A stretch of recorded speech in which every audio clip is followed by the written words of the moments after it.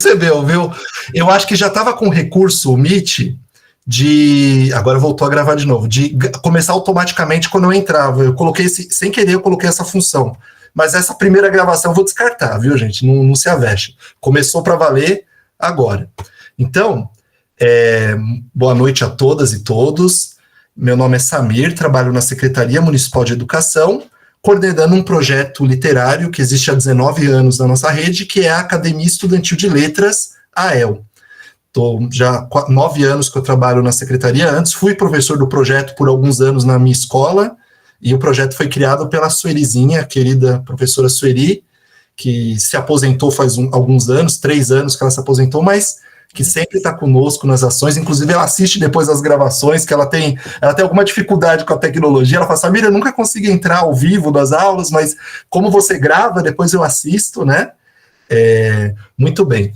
Esse curso, que tem como nome Histórias de Leitura, Práticas Docente e Formação de Leitores, foi pensado com muito carinho por nós lá no ISME, desde o começo do ano, com 2 objetivos. Primeiro, porque nós queríamos trazer uma formação que discutisse um pouco a ideia de itinerários mesmo, nossa identidade como leitores e como mediadores de leitura, como professor, porque temos aqui no curso professores que realizam projetos nas escolas, ou são professores de sala de leitura, ou são professores do projeto AEL, em alguns casos são dos 2, né? Que é muito bom isso, ou mesmo professores que não são da sala de leitura ou não são do projeto AEL, mas que realizam projetos literários na escola, realizam ações no seu cotidiano na escola, são apaixonados por literatura. Então, todos aqui têm algo a dizer sobre o tema dessa formação. São todas bem-vindas, todos bem-vindos. E temos também formadores de DREs, como é o caso da Maria Inês ali, que já falou comigo, assim, até comentou que já conhece o nosso professor, que vai ministrar o curso. Então, esse curso foi planejado com a ideia de falarmos um pouco dessa ideia de história também, pensarmos, né, a literatura e a história, a nossa identidade leitora, mas também com o intuito de um projeto a longo prazo, que algumas das atividades que vocês vão realizar no curso vão nos ajudar muito nesse sentido, que é a constituição de um material, a construção de um material institucional de SME que nós estamos pensando, que a sala de leitura vai ajudar muito, mas em especial pensando também no projeto AEL, que são os 20 anos do projeto que serão comemorados em maio do ano que vem. Então, a gente já começa a planejar a comemoração de antemão, né, desde já, e ouvir os professores, as suas identidades, como você veio parar nessa brincadeira toda, né, e é muito importante, e isso acho que a gente quer que esteja presente no nosso documento. E aí a gente foi atrás, né, dos universitários, abrimos as cartas, né, fomos às cartas, depois fomos aos universitários, e chegamos no professor Fernando Rodrigues de Oliveira, que é nosso formador, que muito nos honra estar aqui conosco, que está realizando um trabalho de assessoria conosco neste ano, e planejamos com muito cuidado, com muito carinho essa formação, e quando a gente convidou o Fernando, ele já conhecia o projeto, isso já nos alegrou muito, ele conhecia a rede muito bem, um profissional que é professor da Unifesp. Eu não vou apresentar muito o seu currículo, Fernando, porque criaria uma contradição, né? A gente está falando de identidades, formação de leitores, então é melhor você se apresentar, né? Eu falei, poxa, eu não vou ficar lendo aqui o currículo dele, mas assim, o professor Fernando é um professor da Unifesp, atualmente ele está realizando um trabalho muito bacana pela Unifesp, mas que dialoga muito com a nossa rede, que é o projeto do LEEI, que é um projeto de fomento do governo federal, que a Unifesp está envolvida, e que tem realizado formações com professores de educação infantil. Então, muitos dos nossos formadores de DRE conhecem o Fernando por causa do LEEI, e vocês que são das EMEFs e que não conhecem ainda vão poder conhecer um pouco agora, mas ele já conhecia o Projeto AEL, como eu estava dizendo, porque ele já participou de banca da Isabel, que, aliás, eu não sei se ela vai poder participar da aula, ela se inscreveu para o curso, né? Ele participou de uma banca da professora Isabel, quando ela fez o mestrado dela sobre o Projeto AEL, já participou de banca sobre sala de leitura. A Vanessa, né, a professora Vanessa, fez uma pesquisa histórica sobre a sala de leitura, ele foi orientador da Vanessa. Então eu conheci o Fernando por causa de professores da rede que passaram pela Unifesp e comentaram. Aí depois eu fiz um curso com o Fernando né, sobre história da educação e leitura, que a minha formação, né, o meu mestrado, doutorado foi na área de história da educação, né? E eu trabalho há muitos anos com literatura e leitura. Então eu falei, poxa, tem um cara lá na Unifesp que faz os dois, né? História da educação e leitura e literatura. Então eu tinha que trocar figurinha com ele, né? Então ele tem essa trajetória dele como pesquisador dentro do campo da história da leitura, história da literatura, história da educação, e certamente tem muito a contribuir conosco. Tenho certeza que vocês vão gostar desse curso, por isso que eu queria, ó, e a meta foi atingida, porque eram 200 vagas no curso, eu falei, meu, tem que estar no teto ali, tem pelo menos quase 200, e estamos com 183 aqui, então estamos com a audiência em dia. Muito bem, então, espero que gostem da formação, e como eu tinha dito, né, algumas das atividades que vão ser realizadas nesse curso são, de certa forma, uma estratégia para a gente conhecer um pouquinho mais as identidades de leitoras e a constituição de práticas de vocês, professores da rede, pensando, claro, como eu disse, no nosso material de 20 anos da EL que a gente quer montar, que ele tenha a voz e a vez dos educadores nesse material, não seja só um documento histórico, institucional sobre o projeto, mas que fale da movimentação viva de vocês, educadores, mas também muito do que vai aparecer nas ações de vocês vão contribuir muito para o trabalho da sala de leitura. Então, desde já eu quero agradecer vocês por não só estarem no curso, mas contribuírem com as expressões de vocês, falando um pouquinho dessa singularidade que é ser professor mediador, tá bom? E a Renata Guerra, a Renata é uma que quase acabou participando do LEEI, né, como coordenadora de polo, se eu não me engano. O LEEI é maravilhoso mesmo, queremos que continue essa parceria. Nós, especificamente da sala de leitura e da EL, não estamos envolvidos com o LEEI, né, ele ficou mais focado com outras frentes da secretaria, mas tomara que continue no ano que vem. E Fernando, na sua apresentação inicial, se quiser falar um pouquinho do LEEI também, para quem está boiando, né? O que é esse LEEI tanto aí, né? Enfim, mas é isso. Gente, valeu. Agora eu não quero ouvir mais, mas eu estou aqui também para contribuir para essa formação. Então, com vocês, o professor Fernando. Então, boa noite a todas, a todos. Eu estou tentando aqui pôr o máximo de gente para aparecer para mim, mas é bastante gente. Então, aqui consta que 140 eu não consigo ver aqui na tela.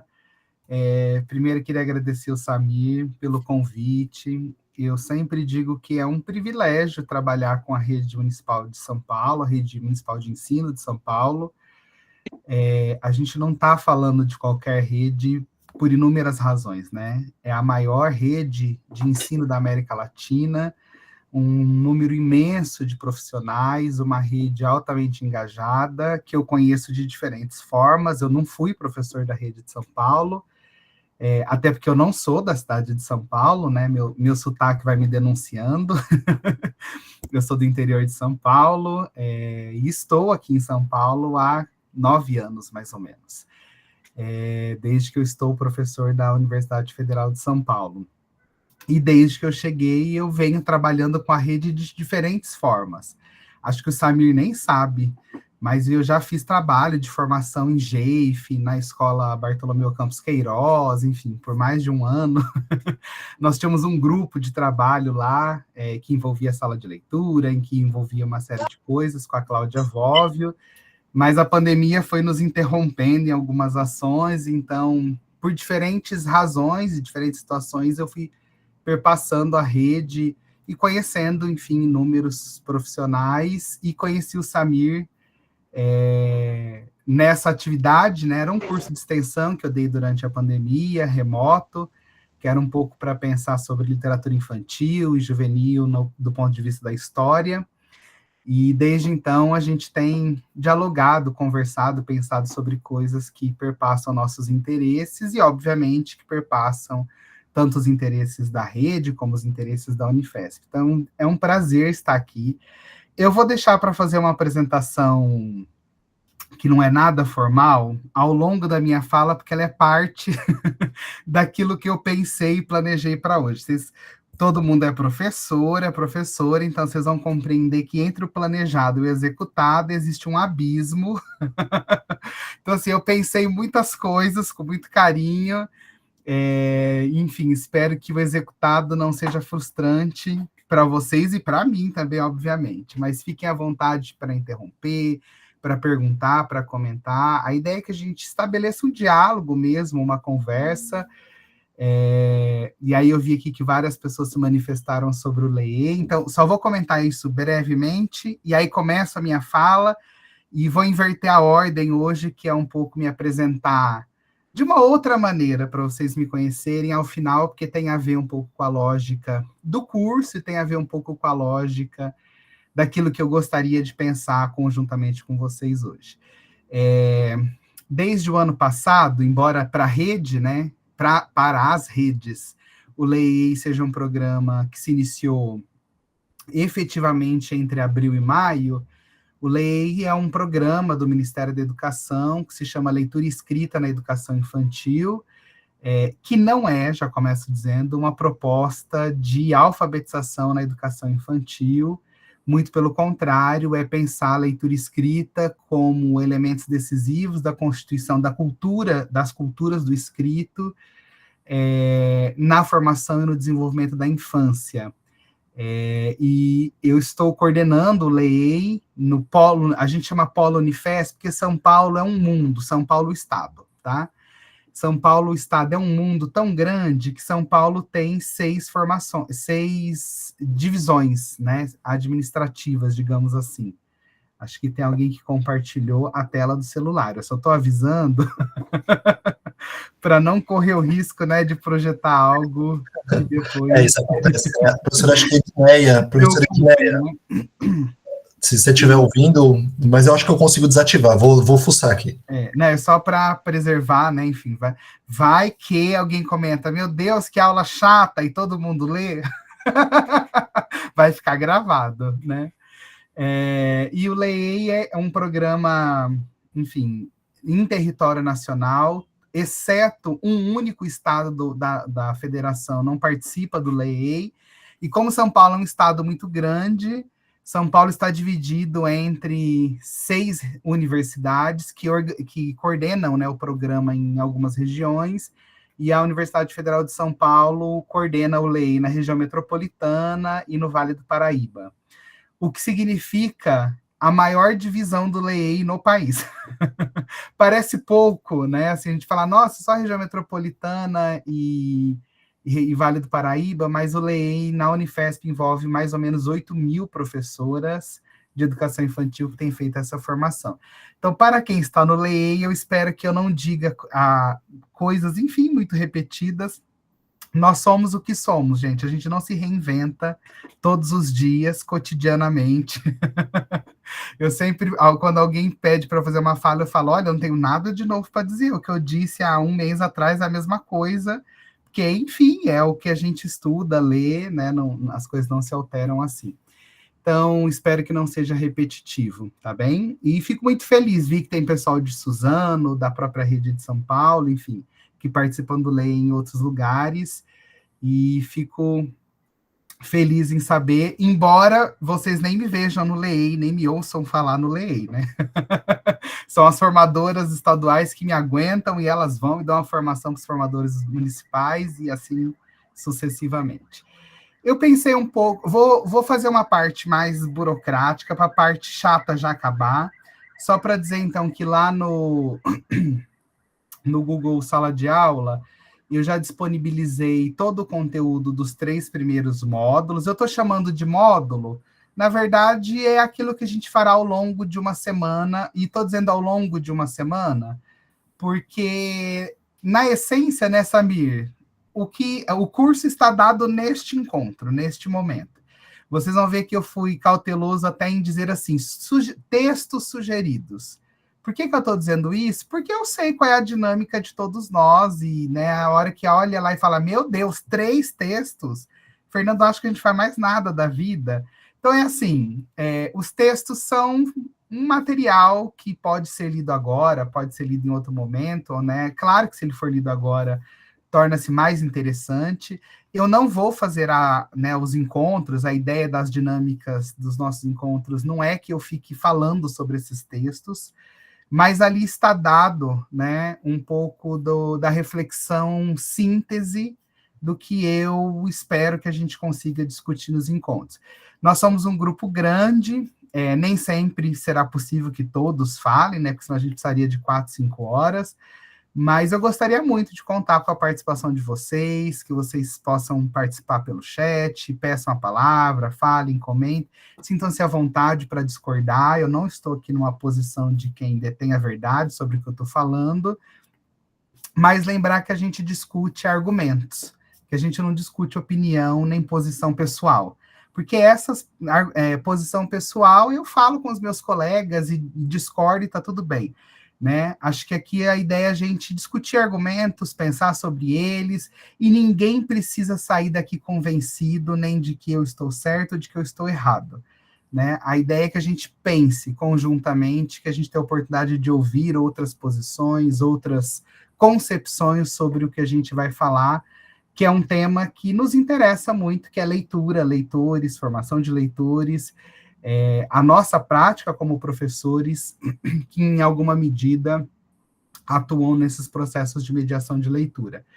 Então, para hoje, né, o curso está estruturado em 5 encontros, portanto, o que eu estou chamando lá, né, eu e Samir, organizamos em 5 módulos, e hoje é um módulo um pouco, vou dizer, rompendo paradigmas, para a gente pensar um pouco sobre as nossas histórias de leitura, as nossas histórias de vida, o nosso processo de formação como leitores, e em que medida essas histórias que são pessoais, elas nos ajudam a pensar sobre histórias que se dão na coletividade. Ou seja, como que este percurso, que é pessoal e particular meu, ele reverbera na minha prática como professor, ele reverbera no meu processo de atuação como formador de outros leitores ou de novos leitores, que são, enfim, estudantes, crianças, adolescentes, que perpassam a nossa vida e que se cruzam com ela pelo processo de escolarização. Então, hoje, um pouco a nossa reflexão é sobre isso, e aí vocês vão ver que sempre antecede a atividade o encontro que fala um pouco sobre aquilo que a atividade pede para vocês refletirem.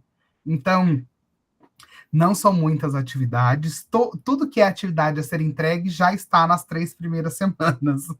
Né? Então, tinha um primeiro questionário, que é um pouco para a gente conhecer, mapear a rede, o Samir comentou, né? Acho que é fundamental para esses 20 anos da AEL, mas não só para os 20 anos da AEL, acho que é um trabalho interessante da rede se conhecer, e quando a gente diz isso, não é a administração da rede conhecer vocês, é vocês terem a oportunidade de saber quem são esses pares, que por vezes a gente nem sabe que eles existem, mas entender um pouco, né, em qual grupo eu me enquadro, né? Em quais perfis minha característica como profissional dessa rede vai se inserindo. Então, alguns questionários são um pouquinho longos, a gente sabe disso. Lá tem um prazo fixado, não se preocupem com esse prazo, né, Samir? Para nós é mais importante que a atividade seja feita do que o prazo ser cumprido. Nenhuma atividade vai deixar de estar disponível, mesmo que aquele prazo que o próprio Google Sala de Aula emite vença. Então, não desistam de nós, não desistam das atividades, que elas são bastante importantes para a gente ir pensando um pouco, até mesmo essa formação.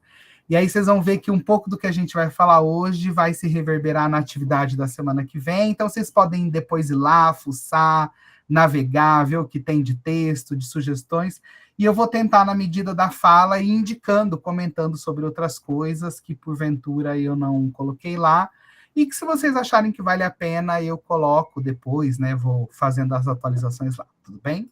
Eu vou fazer a projeção, eu espero conseguir continuar vendo vocês. Se eu não conseguir, eu vou ficar assim, ó, com essa tela ruim, porque eu quero ir vendo vocês, é horrível, né, só ver o slide, vamos ver se eu consigo... Ai, desculpa, peraí. Ah, ele vai deixar eu ver vocês. Pronto. Então, não são muitos slides, não, tá? São pouquinhos, é mais para organizar um pouco a minha fala e também ajudar vocês na organização dessa escuta, do que propriamente um material de conteúdo. Fiquem tranquilos, se o Samir disser que tudo bem, eu depois disponibilizo esse slide lá para vocês, então ninguém precisa se preocupar em printar a tela, nada. Então, nosso tema de hoje, digamos assim, a nossa conversa de hoje é sobre histórias de leituras e leitores. Eu não sei o quanto de vocês têm experiência sobre falar e pensar sobre as próprias práticas de leitura, porque em alguma medida, como professores, a gente vai entrando numa lógica tão complexa do trabalho que a gente discute leitura e pensa leitura sempre em função do outro, sempre em função dos nossos alunos, né? Eu, inclusive, sábado agora tive formação do LEE com as meninas que fazem a formação comigo e comentei com elas que seria uma formação da minha parte com elas, toda voltada para pensar as experiências de leitura literária que são minhas, para mim, eu, Fernando, independentemente da minha atividade profissional como professor. Claro que essas coisas não são divisíveis assim, tão simplesmente, né? Mas um pouco partilhei com elas aquilo que eu gosto de ler, aquilo que me identifica ou me caracteriza como um leitor, para além daquilo que eu busco para as atividades que eu desenvolvo na universidade. Então, avançando um pouco nessa reflexão e voltando num ponto que me parece bastante interessante da gente pensar, acho que não é novidade para nenhum de nós, né? Porque isso está frequentemente na mídia, isso está em todos os lugares, né? Samir não vai ouvir essa parte, mas a gente ouve as redes, né? E não é só de São Paulo, são todas, cobrando, né? Os índices, e aí ó, é IDEB, é não sei o quê, é um monte de marcadores, né, sobre as práticas de leitura, ou que a gente poderia chamar de uma crise da leitura, ou de um fracasso da escola em formar leitores. Essa noção de que nós vivemos numa eterna crise da leitura no Brasil, né, de que nós somos uma sociedade não leitora, de que nós somos uma sociedade de pessoas mal formadas do ponto de vista da leitura, não é uma afirmação recente na nossa história, muito pelo contrário, né? Ela tem raízes históricas bastante profundas, mas vira e mexe, a gente tem dados novos que parecem corroborar e indicar que, sobretudo, a escola é o principal lugar de fracasso nos seus objetivos em torno da formação de leitores, né? Então, talvez alguns de vocês conheçam e vão se lembrar, nos anos 80, um conjunto de pesquisadores da área da leitura, por exemplo, Regina Zilberman, Marisa Lajolo e outras autoras, né, produziram uma série de trabalhos, alguns deles com um título, inclusive, um dos livros é A Crise da Leitura no Brasil, enfim, essa noção, né, de que a gente vive uma crise da leitura, era um contexto de redemocratização do país, um contexto de que se vislumbrava, né, um novo rumo para a nossa sociedade. Então, inúmeros problemas passaram a ser debatidos e pensados a partir de uma outra lógica, dentre eles, claro, a leitura. Mais recentemente, né, a gente vem lidando com índices escolares, né, então o IDEB é um deles, mas o IDEB não é o único, né, são provas de avaliações externas, índices em larga escala, o próprio INAF tem feito pesquisas e mostrado um pouco, a gente poderia dizer, desse fracasso da escola em formar leitores a partir de uma noção de leitura ou a partir de determinadas práticas de leitura. Associado a isso, né, é muito recorrente, sobretudo no nosso cotidiano na escola, essa ideia de que o sujeito que lê mal ou do sujeito que está, né, representado nesta crise da leitura é um sujeito desprovido de cultura e, portanto, desprovido de pensamento crítico.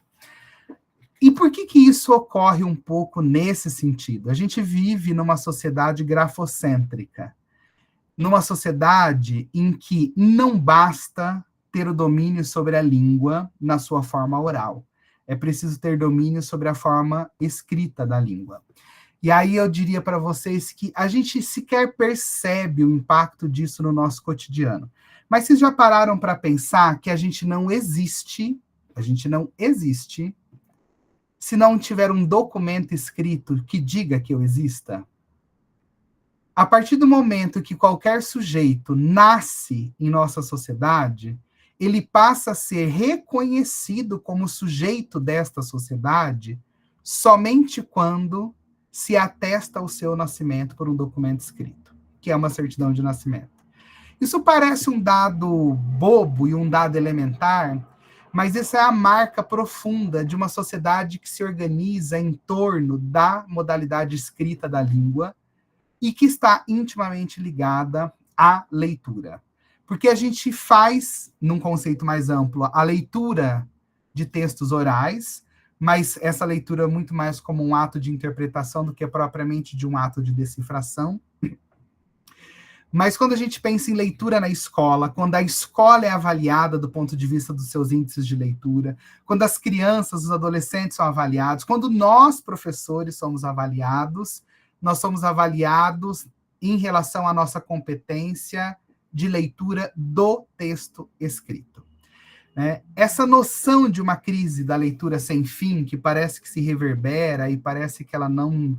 Enfim, que a gente não supera, que a gente não avança, né? Não sei se essa é a sensação que vocês têm, eu vou dizer a minha sensação na universidade. Parece que a despeito de tudo que a gente faz na escola, todo dia, é currículo que se modifica, são orientações que vêm, são novas práticas, inúmeras formações, parece que a gente sempre está correndo atrás da carroça para trocar o pneu com a carroça andando, né? Essa sensação, inclusive, né, de que parece que a gente está sempre atrás, muito atrás daquilo que a gente poderia fazer ou deveria fazer. E aí eu comentei, né, que há raízes históricas para a gente pensar sobre essa noção de leitura e um certo modelo mesmo de leitor. E aí eu trouxe aqui, inspirado pela Márcia Abreu, duas imagens. Uma delas é uma tela pintada pelo Jean-Baptiste Debré, em 1826, que é uma tarde de verão, esse é o nome desta tela. Não sei se todos sabem, mas o Jean-Baptiste Debré é um pintor francês que viveu no Brasil durante um período, e no período em que esteve no Brasil, ele produziu, talvez, algumas das principais representações sobre a noção do que é ser brasileiro, né, no século XIX, num momento em que a gente estava se constituindo como Estado-nação. E aqui do lado esquerdo da tela tem uma imagem do Alexander von Humboldt na sua biblioteca em Berlim, que é uma imagem de 1856. O que essas duas imagens têm a ver com tudo isso que a gente está falando e discutindo sobre leitura, né? Se a gente observar bem para elas, aqui está uma representação bastante fidedigna de uma noção do que é ser leitor, ou de um ideal de leitores, em oposição a um modelo de sociedade e de cultura desprovida de leitura. Quando a gente pensa em sujeitos leitores, né, a imagem imediata que se constrói na cabeça da maioria de nós é de que ler exige condições específicas, de que ler exige situações apropriadas e de que leitura, de verdade, se dá em determinados contextos. Então, vou pegar um exemplo. Lá na universidade, quando eu vou discutir leitura com a maioria dos estudantes, eu dou aula no curso de pedagogia, tá? Eu não dou aula no curso de letras. Embora eu dê disciplinas da área de linguagem, mas elas são todas do curso de pedagogia. Tem alunos de letras que fazem, mas são disciplinas da matriz curricular do curso de pedagogia. A maioria dos estudantes fala, é um absurdo, imagina como que lê no metrô e presta atenção, só dá para ler esses livros que não demandam muita atenção. Por exemplo, os textos das disciplinas não dá para ler, porque são textos mais difíceis, né? A gente tem um pouco essa noção de que leitura exige um espaço, uma mesa, uma escrivaninha, uma prateleira, assim, ó, cheia de livros atrás, que a gente olha e fala, nossa, quanto livro o Fernando leu, né? Mas metade deles eu comprei, talvez um dia eu leia, talvez eu nunca leia, né? E é assim que se formam as bibliotecas pessoais, inclusive, né? Essa imagem do Alexander von Humboldt, ela representa um ideal de leitura muito europeia. Mais do que isso, um ideal de leitura que se impõe para nós até hoje. Essa é a noção que a gente tem de espaço de leitura, inclusive dentro da escola. Livros em estantes, organizados a partir de uma lógica específica, com mesa, cadeira apropriada para ler. Eu tive um orientando que estudou a história da primeira biblioteca escolar do estado de São Paulo, e aí é muito curioso, porque ele é bibliotecário de formação, e ele foi encontrando uma série de documentos que debatia a produção de móveis específicos para a leitura, móveis apropriados para se ler, produzidos pela Escola de Artes e Ofícios de São Paulo, que é, enfim, que deu origem posteriormente à Escola Politécnica da USP. Interessante a gente pensar que, claro que aqui não tem nenhuma configuração de escola, e não tem a configuração das salas de leitura, por exemplo, ou de bibliotecas, né? Algumas redes têm ainda biblioteca, mas essa é um pouco a noção que perpassa a nossa ideia de espaço de leitura e lugar de condição de leitura. Em oposição a isso, a pintura do Jean-Baptiste Debré, que é um europeu... Estou estudando! Elisângela, seu áudio está aberto, viu? Só para te avisar.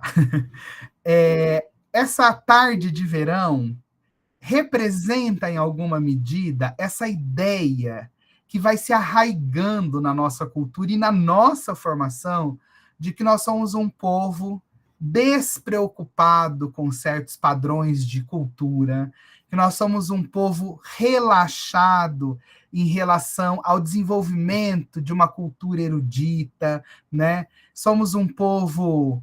Né, estou me lembrando aqui do mito da malandragem, que é um conceito literário bastante fundante da nossa literatura, né, um pouco dessa ideia, né, assim, não lembra um pouco assim a sensação de um boteco, né, essa noção, né, de um povo, mesmo numa condição de leitura, né, essa representação desse homem deitado, ele está com algo que, né, indica ser uma leitura, um livro, enfim, que ele está lendo, essa ideia de que ali não há um contexto, um ambiente apropriado para se ler.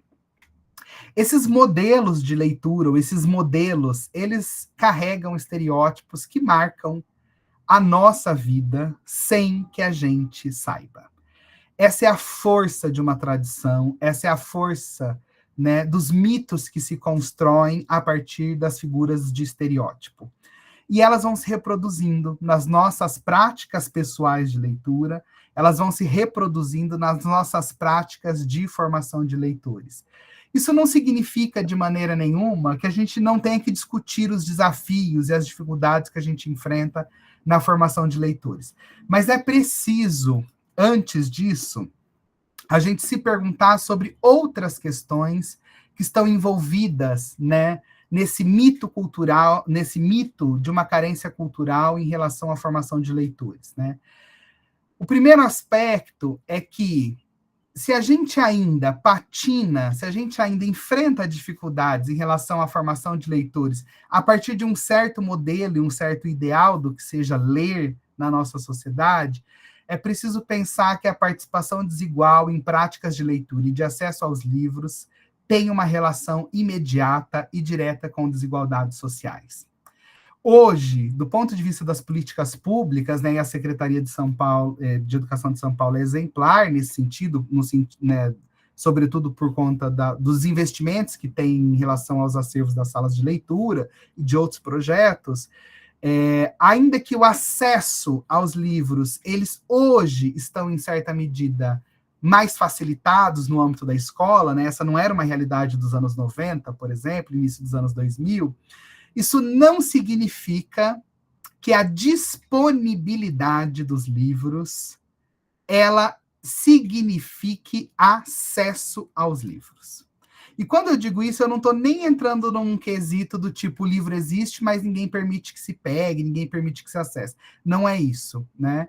Quando a gente trata de disponibilidade do ponto de vista de uma política pública, a gente está tratando da existência, da possibilidade de se conseguir acessar esse material.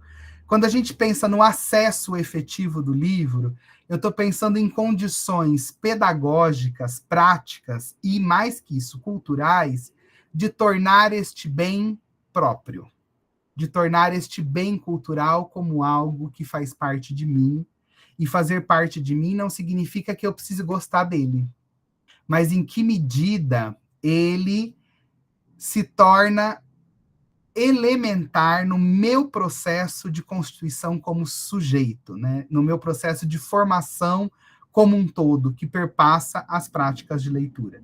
Eu comentei já sobre o INAF, né? Acho que todos acompanham, enfim, a mídia adora esses dados muito bombásticos, né? Mas hoje, o Instituto Paulo Montenegro, né, que é responsável pelo índice de alfabetismo funcional no Brasil, né?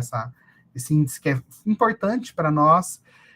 A última pesquisa mostra que apenas 1 a cada 4 brasileiros tem um nível de proficiência avançado, um nível de proficiência de leitura mais complexa, né? A grande maioria das pessoas tem um nível de leitura elementar, que significa condições de ler e compreender textos curtos, como um bilhete, um recado, né, e coisas mais simples. O que significa que essas pessoas leem. Elas leem, né? E aí, veja que é um mito mesmo de uma carência cultural. É um mito que se constrói de que as pessoas não leem. Se a gente somar, se a gente pôr numa tela do Word, tudo que a gente lê no WhatsApp durante o dia, todas as notícias que chegam pelo WhatsApp eu leio, os vídeos que eu acesso eu leio a descrição, os comentários que eu leio, né, a documentação pedagógica que a minha coordenadora, a minha diretora, que o Samir manda lá pela AEL, ou enfim, que a Carla manda pela sala de leitura, ou que outras diretorias da secretaria mandam, a gente lê muita coisa. Os adolescentes leem muito, né?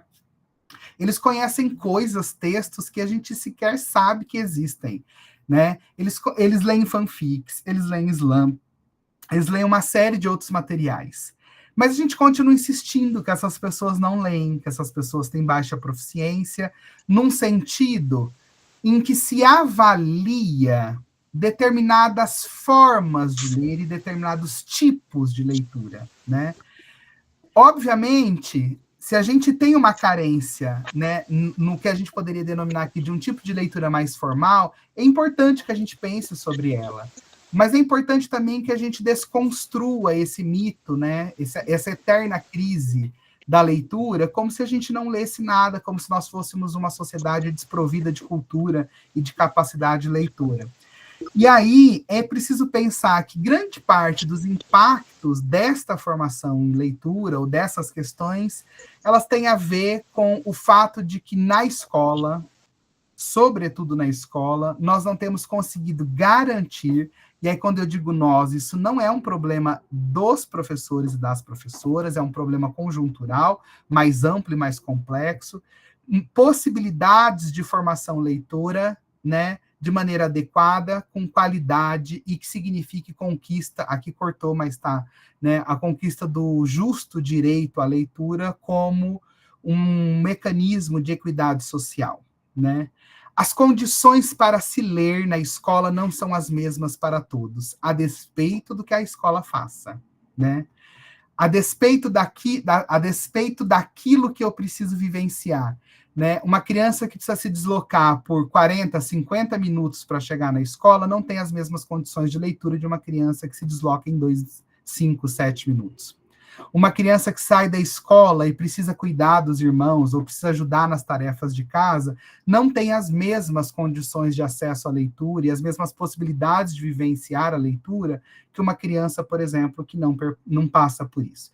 Então, há outras questões mais amplas de dimensão social e cultural que afetam o que a gente faz em sala de aula e que não conseguiremos resolver todas elas em sala de aula, mas que é preciso estar no nosso horizonte como profissionais, né, da educação, como professores, porque elas nos ajudam a ir encontrando alguns caminhos que, se não resolvem, pelo menos ajudam a equalizar um pouco ou ajudam a minimizar esses impactos e esses efeitos que são externos à escola, mas que se reverberam na escola e que, a despeito dos nossos esforços, nos culpabilizam sobre, né, uma persistente ineficiência na formação de leitores.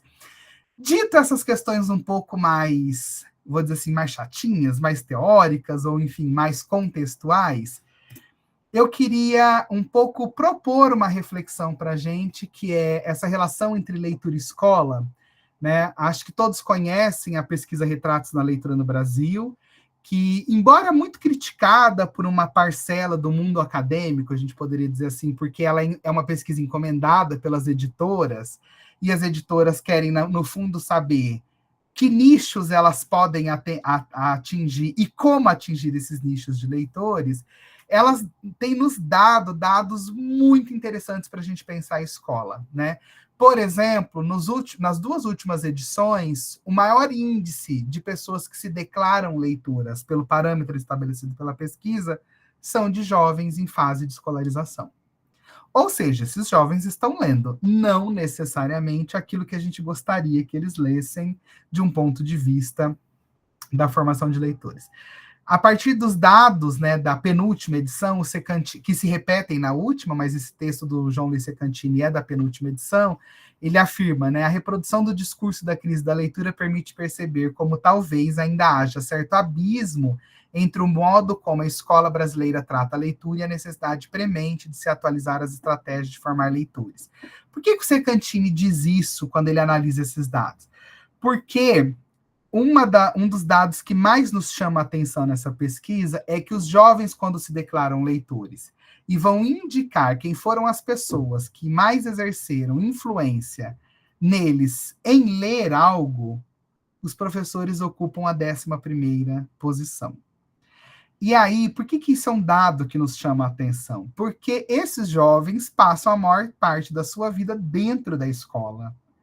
E aí talvez a gente na escola não esteja conseguindo, por inúmeras razões, atingir esse público e incentivá-los a ler coisas que eles não conhecerão ou dificilmente conhecerão se não for na escola, a partir das nossas experiências como leitores mais experientes. E aí, numa linha muito vigotskiana, né, pensar que os sujeitos que atuam como parceiros mais experientes não são aqueles que necessariamente têm algo a ensinar, mas aqueles que têm algo a partilhar a partir de uma experiência já consolidada ou em decurso, né?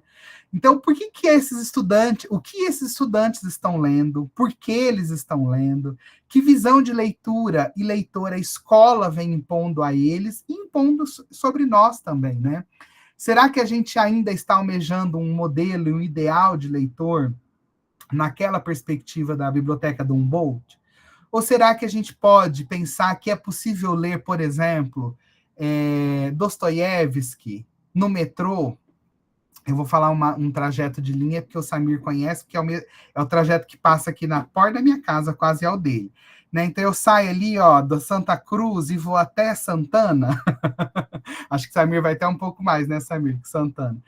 É possível ler, por exemplo, um texto de complexidade, né? Um texto mais difícil, né, para a gente usar uma linguagem mais comum, digamos assim, e ter condições de me apropriar desse texto, ou não, eu precisaria ler esse texto, né, deitado na minha cama, com uma lâmpada adequada, né, com meu óculos aqui, que eu já não enxergo mais em tela sem óculos, né?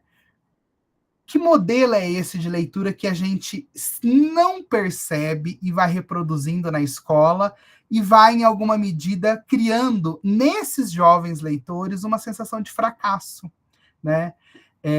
Uma das coisas que eu percebo quando eu dou aula na universidade, eu dou uma disciplina que não é obrigatória, que se chama Literatura Infantil e Juvenil Brasileira. E aí, toda vez eu começo a disciplina e eu pergunto assim, o que vocês gostam de ler? E ninguém diz muito o que gosta de ler, porque o receio imagina, professor de literatura, que eu nem sou professor de literatura na universidade, né? Minha área é linguagens. Mas, enfim, tenho formação na área. Vou dizer que eu leio, sei lá, Thalita Rebouças, né? Ele vai me execrar. E aí eles nunca dizem, só quando, assim, um ou outro que se manifesta é sempre para dizer, eu adoro ler, e é sempre um autor do cânone. Quando as aulas vão se desenvolvendo e eu vou comentando sobre livros, que eu também conheço poucos, porque é impossível no universo que a gente vive, editorial, conhecer 1% do que se publica no Brasil, tá? Depois eu falo um pouco desses dados. E aí eles vão dizendo, sim, e tem esse livro. E aí eu falo, então vocês estão lendo essas coisas, conhecem, né? E é interessante a gente ver que, na medida em que as pessoas vão se soltando, elas vão falando sobre leituras, textos, autores, muitos que eu não conheço e passo a conhecer, porque eles comentam e vou atrás e leio, nem sempre consigo ler, mas pelo menos eu tento ler alguns. E aí eu vou percebendo um pouco que essa noção de leitor e leitura, ela, na verdade, impede, inclusive, as pessoas de se reconhecerem como leitores, né? Porque também há um estigma de que ser leitor é ser leitor de determinados livros e autores, como se algumas coisas não pudessem ser validadas nesse sentido. Pensando nisso, então, eu já estou aqui comentando um pouco das minhas experiências profissionais, mas acho que um caminho importante para a gente pensar a formação de leitores, entender o impacto desses mitos e estigmas sobre nós, sobre a escola, sobre as nossas práticas, é pensar sobre as narrativas de si, né? Ou o que a gente chamaria de narrativas autobiográficas e as nossas próprias histórias de leitura, né? Ou seja, como que essa minha experiência particular e pessoal ela se configura como um meio fundante para pensar a minha prática como professor que forma leitores. A escola parece ser um terreno que pouco valoriza as experiências pessoais, não é? Parece que sempre a gente tem que ter um método, uma teoria baseado no fulano, como se só isso, em alguma medida, explicasse ou pudesse nos dar a solução sobre aquilo que a gente faz na escola. Mas uma das linhas de pesquisa no campo da formação e atuação de professores mais contundente dos últimos anos tem sido, sobretudo, essa das narrativas autobiográficas. Como que os professores, ao narrarem as suas próprias histórias, pensam sobre elas, refletem sobre elas e podem compreender de uma maneira mais ampla como esse entorno impacta a sua própria prática e, obviamente, a partir disso, avaliar outros meios, outros caminhos de pensar a sua prática. No que se refere especificamente a nós, no que nos interessa aqui, né, é pensar um pouco como essas bibliotecas vividas por nós, esse que é um conceito muito bonito, inclusive acho, né?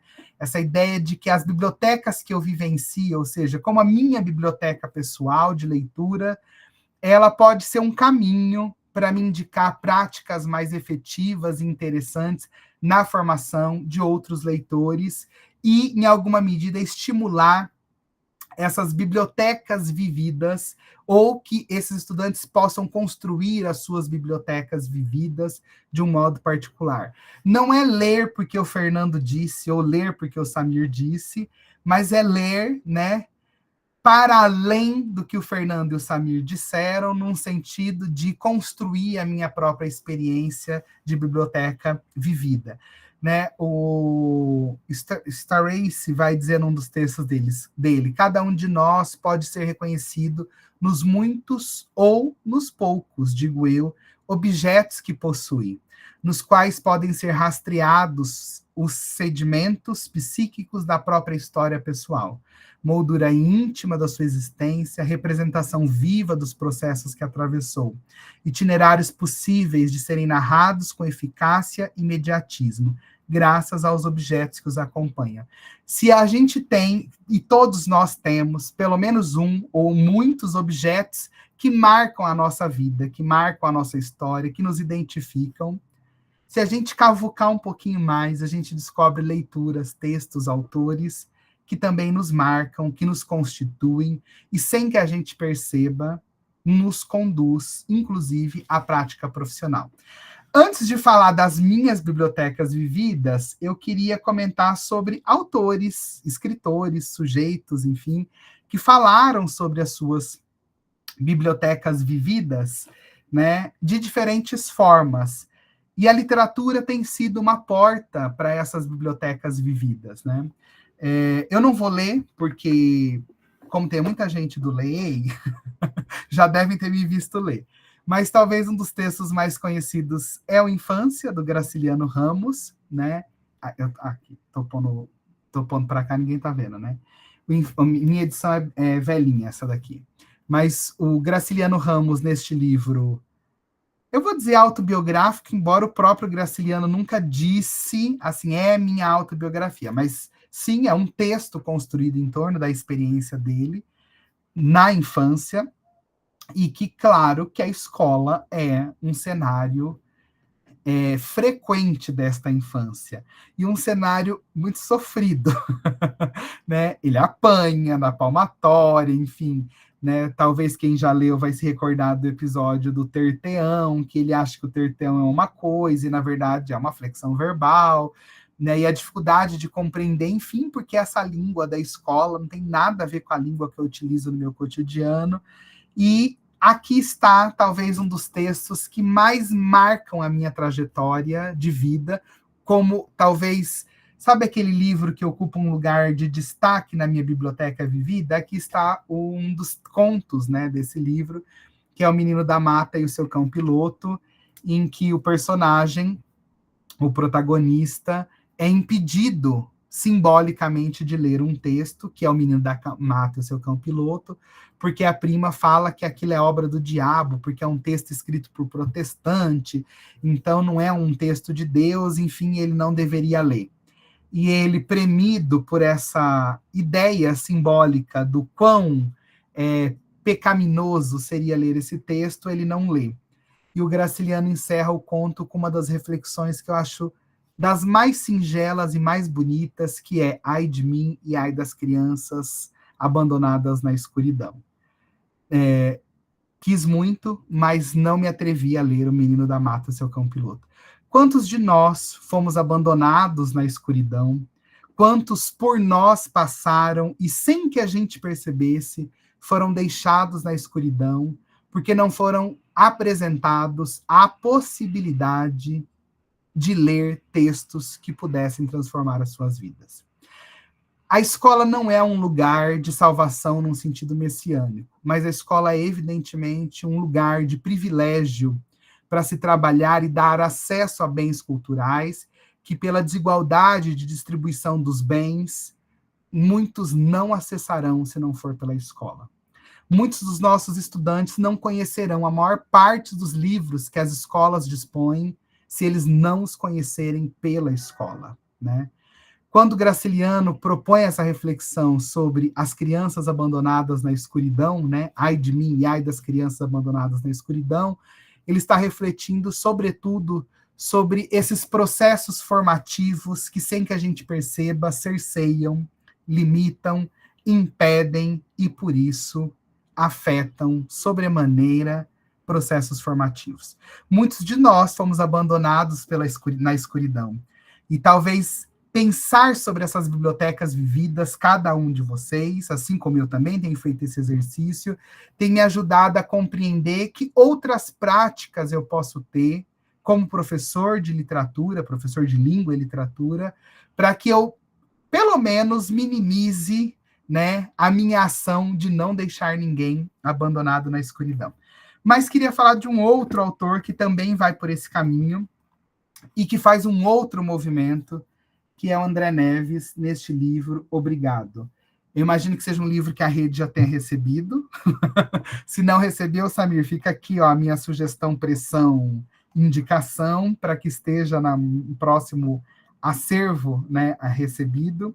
E esse é um livro escrito pelo André Neves como uma homenagem aos autores que transformaram a vida dele e que, em alguma medida, o fez se apaixonar pela literatura. Eu vou ler só um dos poemas, posso? Vocês me permitem? eu vou ler o poema que ele escreve para Cora Coralina. Essa é a ilustração. Eu vou mostrar porque as ilustrações são muito bonitas, do André Neves. E aí tem uma história muito bacana, né? Quem esteve no ano passado na Fli Sampa, organizado pela SME, o André falou sobre esse livro e contou um episódio bem curioso sobre uma das ilustrações que ele trocou, né? Mas vou ler o da Cora Coralina, porque é um exercício interessante que o André Neves faz de pensar as suas bibliotecas vividas, na mesma medida em que ele fala sobre o livro, ou em alguma medida ele representa algo sobre aquela escritora ou escritor, tentando articular elementos e traços que caracterizam a obra deste escritor ou desta escritora. E aí, esse é o símbolo máximo de que ler é, ao mesmo tempo, se apropriar do outro e transformar a mim mesmo na interlocução com o outro. O Bakhtin vai dizer que não existe discurso que não seja intradiscurso. Não existe discurso que não seja um discurso que me atravesse e que, ao mesmo tempo, atravesse o outro e o mundo. O mundo se atravessa pelo discurso e o mundo é atravessado pelo meu discurso. Portanto, a gente se forma na interlocução e a gente se forma, sobretudo, numa interlocução da leitura. Se Cora cozinhasse vida com palavras, um cheiro doce e terno de especiarias, escreveria no papel da mesa. Receita de curar feridas. Adicione à larga caminhada uma cabocla velha, uma lavadeira, uma doceira de mão cheia, uma mulher vivida, menina e infância. Deixe marinar os pensamentos. Asse com jeitinho e espere esfriar, até cicatrizar todos os ingredientes da memória. Eu acho esse poema, o André sempre diz que ele não escreveu poemas, mas como o escritor não é dono do que escreve, eu me dou o direito de dizer que são poemas e ele que lute para argumentar comigo porque ele não considera poemas. Estou brincando, né? Mas é isso mesmo, né? O que a recepção do texto provoca no seu leitor. Esse poema mobiliza, né, no André Neves aquilo que é uma das marcas da poesia da Cora Coralina, que é essa relação entre a sua experiência de vida, né, entre a sua própria marca, né, de profissão, de atividade cultural, que é trabalhar como doceira e viver da produção de doces, ao mesmo tempo em que ela transforma isso em poesia. E aí, como que isso transforma este outro leitor, né, a partir de uma biblioteca vivida que vai se costurando e que vai se desenhando. Pensar sobre isso, pensar sobre o que me constitui, sobre as minhas vivências, sobre as leituras que me atravessam, é mais do que um exercício autopsicanalítico, um exercício de conhecimento de si. É um exercício de entendimento desses processos interlocutivos que me formam e que me fazem ser essa pessoa mais dura, menos dura, essa pessoa mais flexível, menos flexível, que me faz ser este professor e não aquele professor, ou que me faz pensar que este é o caminho para formar leitores e que aquele não é o caminho para se formar leitores. E aí queria partilhar um pouquinho com vocês da minha história pessoal de formação de leitura. A minha biblioteca vivida. E aí, por que eu falei que eu ia inverter um pouco os processos, né? Ia inverter um pouco a ideia? Porque o Samir fez uma apresentação que eu vou dizer formal.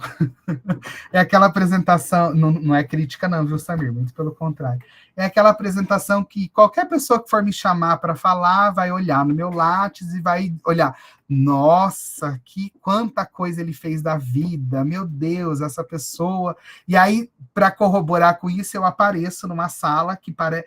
É pequenininha minha casa aqui, então não achem que são tantos livros assim, mas, enfim, o fundo só tem livros, né? Parece corroborar com essa ideia de que todo bom professor, sobretudo de língua e literatura, é um bom comprador de livros, não é? Então, sempre tem que ter uma biblioteca para reafirmar este lugar que o estereótipo sobre a leitura constrói sobre nós. Mas eu vou contar para vocês uma outra história de não leitura, de não leitor e de uma escola que não me incentivou a ser leitor, e eu não estou culpando só a escola, mas vou contar essa história. Eu fiz graduação em letras, e todo mundo acha que quem faz letras, ou aqueles que têm coragem de dizer, né, poucos não têm coragem de dizer, mas a maior parte das pessoas que fazem letras, ou a gente pressupõe, não é assim na escola? Vocês depois me digam se quem não é professor, né, não é graduado em letras, se tem essa impressão dos colegas, e quem é, se não é essa impressão que sente dos colegas que são formados em outras áreas. Sempre dá a ideia de que o professor de língua portuguesa, primeiro, é aquele que carrega a responsabilidade de, como eu vou dizer, manter viva esta língua tão difícil, tão complexa, que precisa saber todas as regras. Eu tenho um pai de uma amiga que é um apaixonado pela língua, e ele sempre fala assim para mim: você que é o guardião da nossa língua. Eu penso, meu Deus, se essa língua depender de mim para ser guardada, vamos eu e ela juntos para o buraco. Há uma ideia que paira sobre os professores de língua portuguesa de que são, no mínimo, grandes leitores ou pessoas com experiência de leitura que leem com grande frequência. Essa não é minha história de leitura até chegar à graduação em letras. Eu comentei, eu sou do interior de São Paulo, eu sou de uma cidade que se chama Tupã, não sei se alguém conhece, é uma cidade pequena, que está assim, mais próxima da divisa com Mato Grosso do Sul e com Paraná do que de São Paulo, que é a capital. São 525 quilômetros daqui de São Paulo. E eu nasci em Tupã, minha família é toda de Tupã. Ó, Kátia diz que é de Brotas, próximo de Brotas, é isso mesmo. A Simone diz que conhece. Eu nasci em Tupã e a vida toda vivi em Tupã até eu passar no concurso e trabalhar numa universidade pública. E eu nasci e cresci a vida inteira, toda, enquanto eu estive em Tupã, num bairro bastante simples da cidade, que para os padrões da cidade é considerado um bairro periférico. Eu falo para os padrões da cidade porque a noção de periferia numa cidade do interior é completamente diferente da noção de periferia numa grande cidade como São Paulo e as cidades da região metropolitana. Mas, de fato, é um bairro bastante simples, é um bairro, enfim, bastante carente, e eu estudei numa escola pública deste bairro a minha vida toda, e mudei de escola porque no início dos anos 90, né, a nova LDB estabeleceu essa divisão entre os anos iniciais do ensino fundamental e os anos finais, então eu tive que migrar de escola, porque a escola em que eu estava não tinha mais ali a chamada, né, quinta série em diante. Quando eu estudava, quando eu era criança, na minha casa, eu não me recordo de ter livros.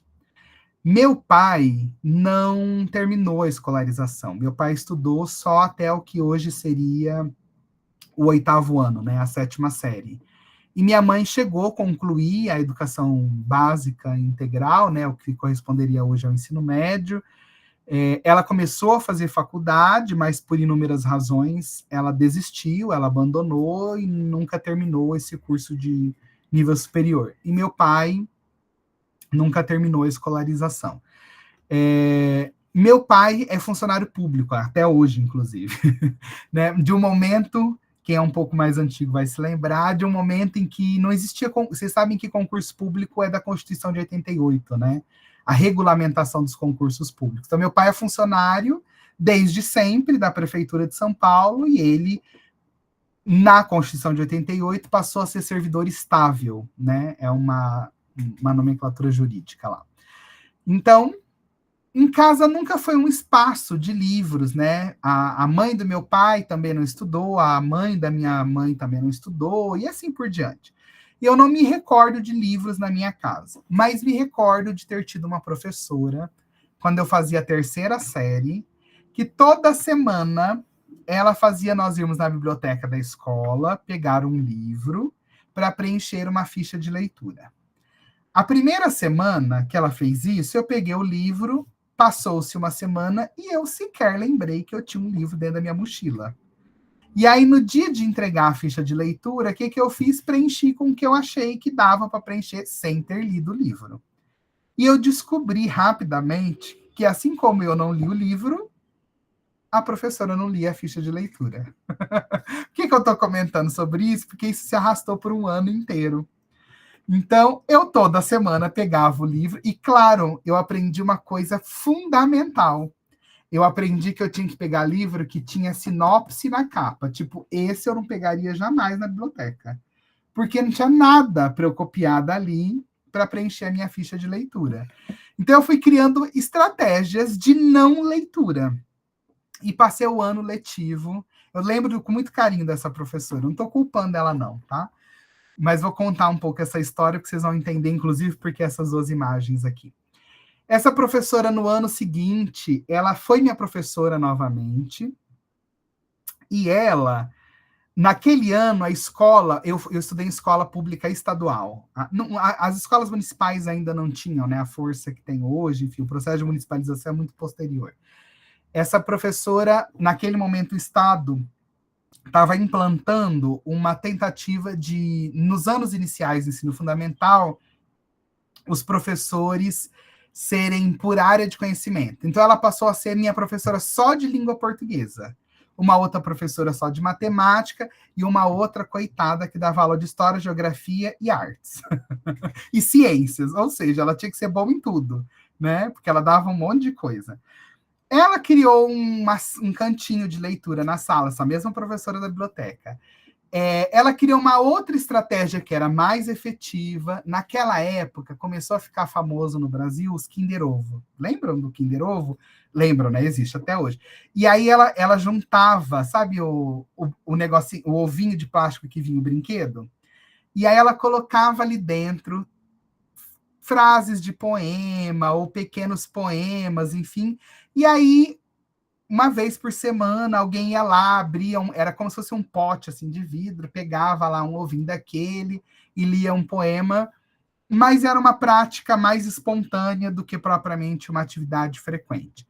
Bom, eu me lembro com muito carinho, né? Eu me lembro, por exemplo, um dos poemas que marcaram esse momento da minha vida, que foi o Eco, da Cecília Meirelles. E me marcou por uma dupla razão. Primeiro, porque foi um dos poemas que eu li, numa das vezes que a professora pediu para que eu pegasse um desses ovinhos, e porque, na época, a TV Cultura, ela criava animações para alguns desses poemas, e o Eco era um deles. Depois pesquisem no YouTube, né, a animação da TV Cultura para o poema O Eco, e aquilo me marcou, mas foi uma experiência muito pontual. Eu mudei de escola, migrei para uma outra escola, passei a ter, né, de fato, aulas com professores, a gente chama, né, de professores especialistas, então um para cada área do conhecimento, né, minha professora de língua portuguesa era uma professora muito conhecida na escola e conhecida por ser muito brava, muito rígida, e ela era uma professora que trabalhava muito centrada em gramática. E aí eu fiz a 5ª série, fiz a 6ª série com a mesma professora. Na 7ª série, quando eu estudava, tinha uma coisa assim, ninguém queria ser do turno da tarde. Não sei se ainda hoje isso acontece. Hoje, como a maioria acho que dos adolescentes não gosta de acordar cedo, talvez eles prefiram o turno da tarde. Mas naquela época, a gente tinha um preconceito com o turno da tarde, como se o turno da tarde tivessem os alunos que eram ruins, ou enfim, as turmas mais problemáticas. Por conta de sorteio, eu não fui para o turno da tarde, mas eu mudei de turma. E mudei para uma outra turma, que essa professora de língua portuguesa, que era uma outra professora, vinha acompanhando eles, né? Porque eu era da 5ª D. Então, isso já diz um pouco sobre, né, meu desempenho escolar. E aí, eu, no sorteio, caí na 7ª B. E essa professora vinha acompanhando o 5º B, o 6º B, o 7º B. Essa professora estava no seu último ano, ela tinha decidido se aposentar, e aí ela decidiu que ela ia ser mais rígida do que ela costumava ser. E dentre as rigidez dela, ela decidiu que no 3º bimestre, olha, para vocês verem como as histórias de vida são importantes para a gente pensar sobre as práticas de formação de leitores, né? ela decidiu que no terceiro bimestre ela faria uma prova do livro. Eu, no primeiro dia de aula, já entrei em pânico, porque pensei, eu só tenho experiência de ler sinopse, né? Que eu aprendi lá na terceira série, olha quantos anos antes.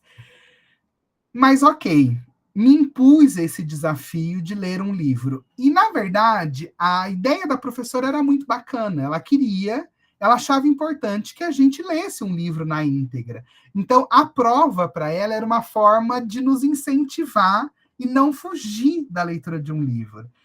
Né? Talvez não seja, talvez não. Eu tenho convicção de que não é a melhor estratégia. Hoje, como profissional, professor que trabalha com isso, eu tenho. Mas para aquele momento eram as ferramentas que ela dispunha, né? É a estratégia que ela teve e que teve um relativo sucesso, por exemplo, no meu caso. E aí eu me lembro que ela tinha um armário, esses armários de aço que são típicos da escola, né? Que ficava como esse aqui, ó. Esse não é de aço, esse parece de madeira, mas ficava assim do lado da lousa, que a gente tinha que ir lá escolher um dos livros deste armário. E aí a gente poderia ficar com o livro 15, 20 dias, porque tinha que devolver, porque outras pessoas também precisavam ler o livro para fazer a prova.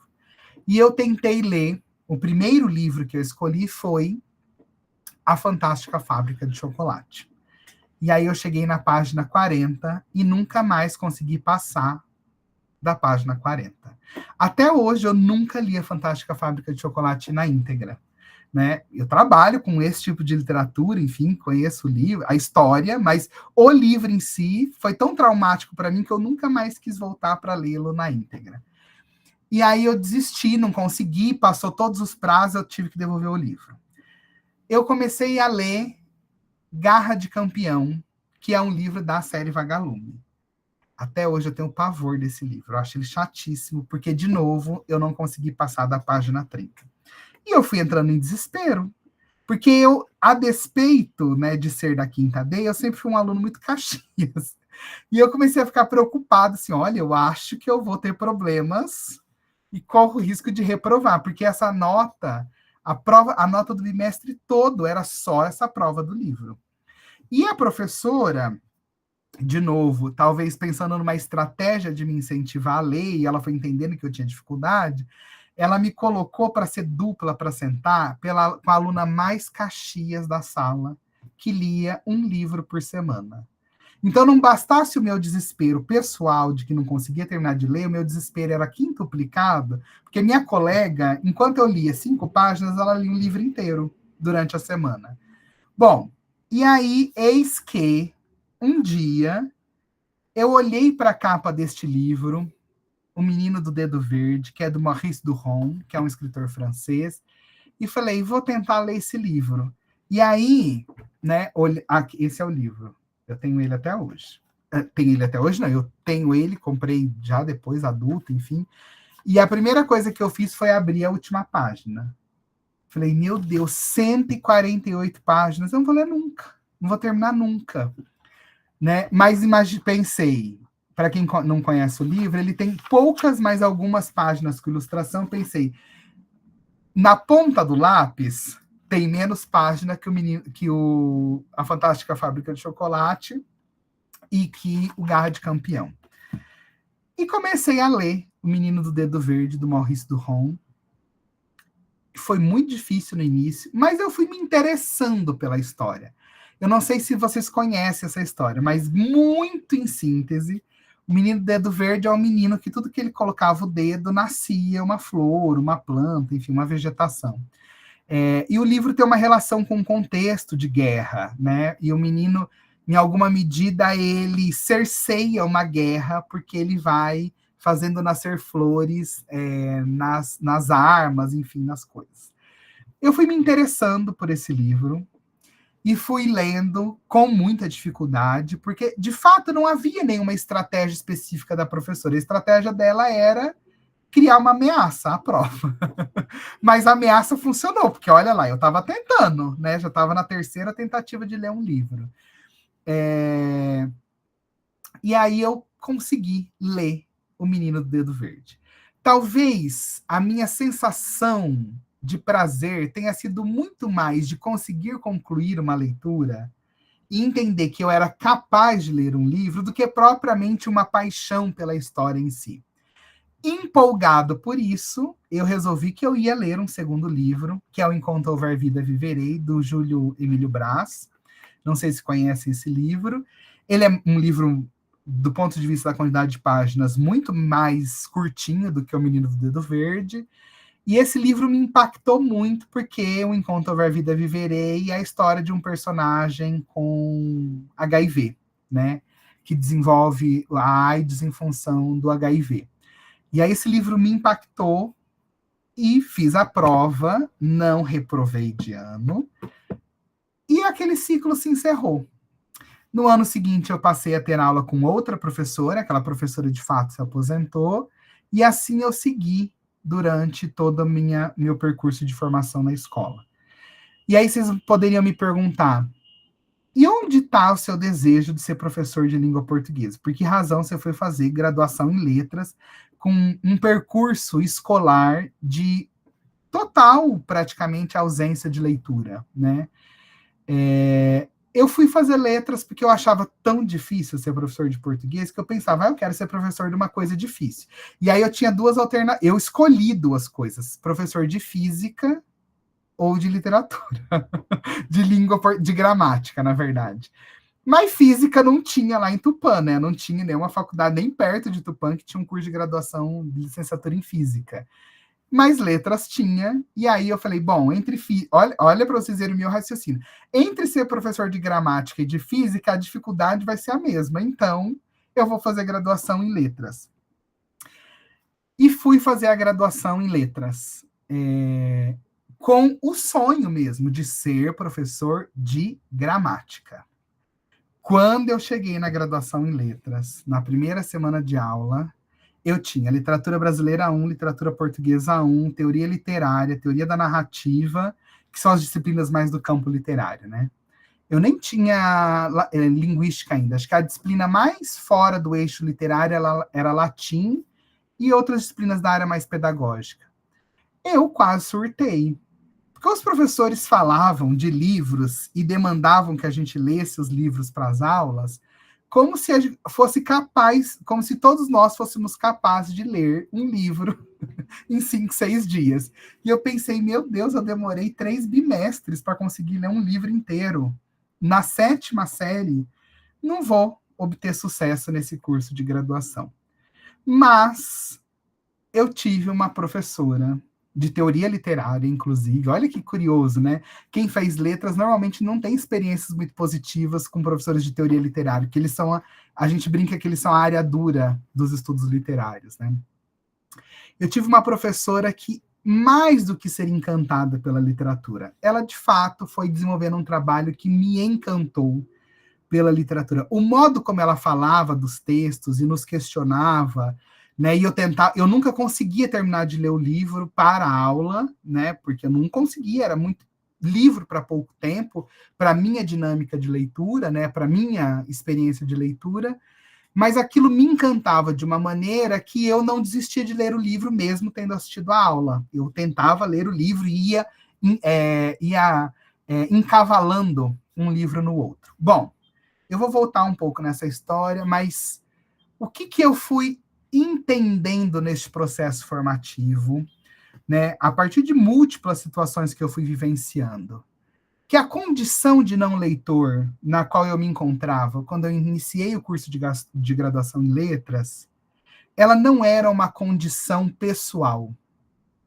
ela era uma circunstância de um processo de formação, que não tem a ver com o fato de ter tido bons ou maus professores, mas que tem a ver com um percurso escolar e familiar no qual a leitura nunca fez parte do meu processo de formação.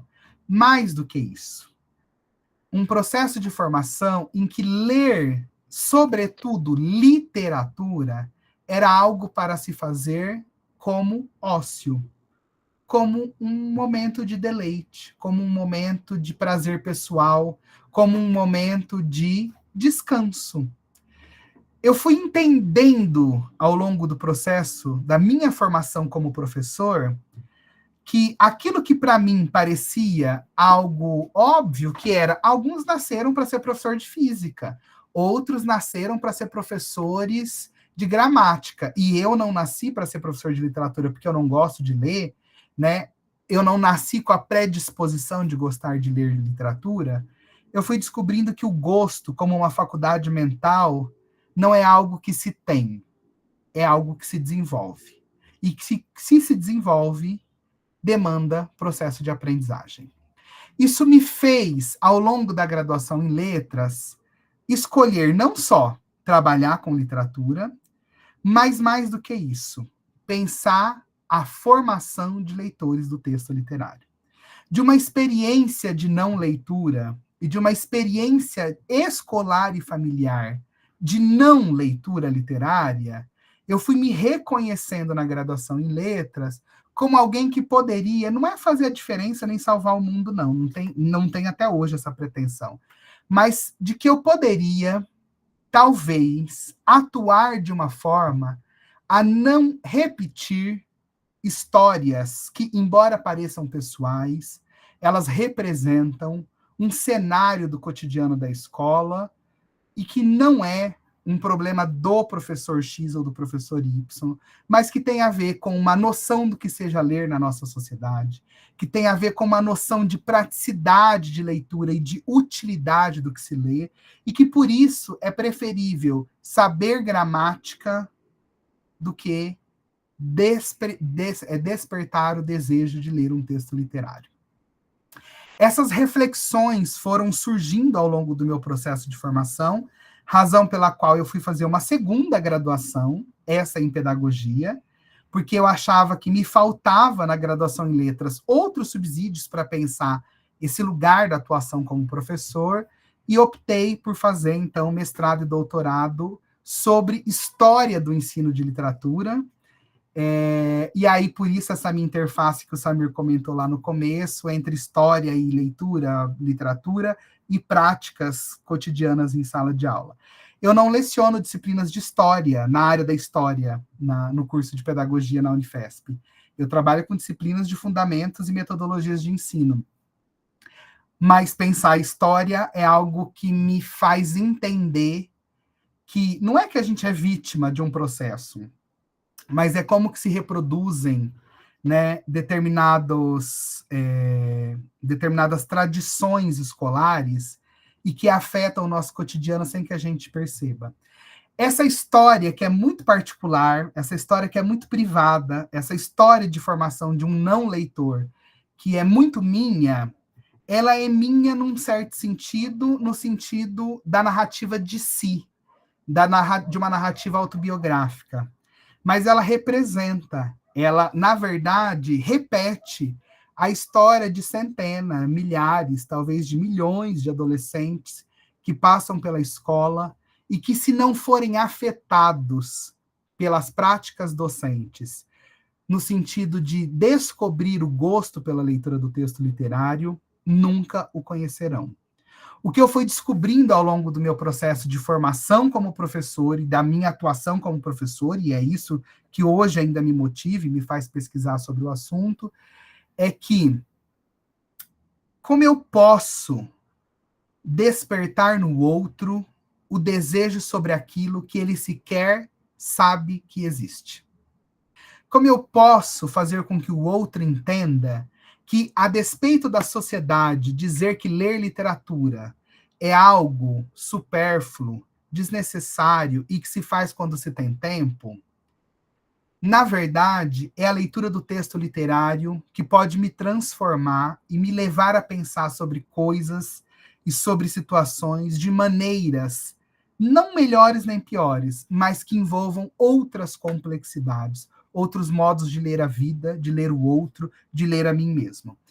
Esse processo de formação pessoal, pensar sobre essa minha experiência de leitura, narrar esta experiência de formação de não leitor, né, porque é uma formação de um não leitor, ela tem me feito nas últimas, eu vou dizer já décadas, né, porque eu me formei já tem, eu vou dizer mais de uma década, né, não são tantas décadas assim, mas já tem mais de uma década que eu me formei, que eu sou professor, vem me balizando como profissional, vem me dando fundamentos.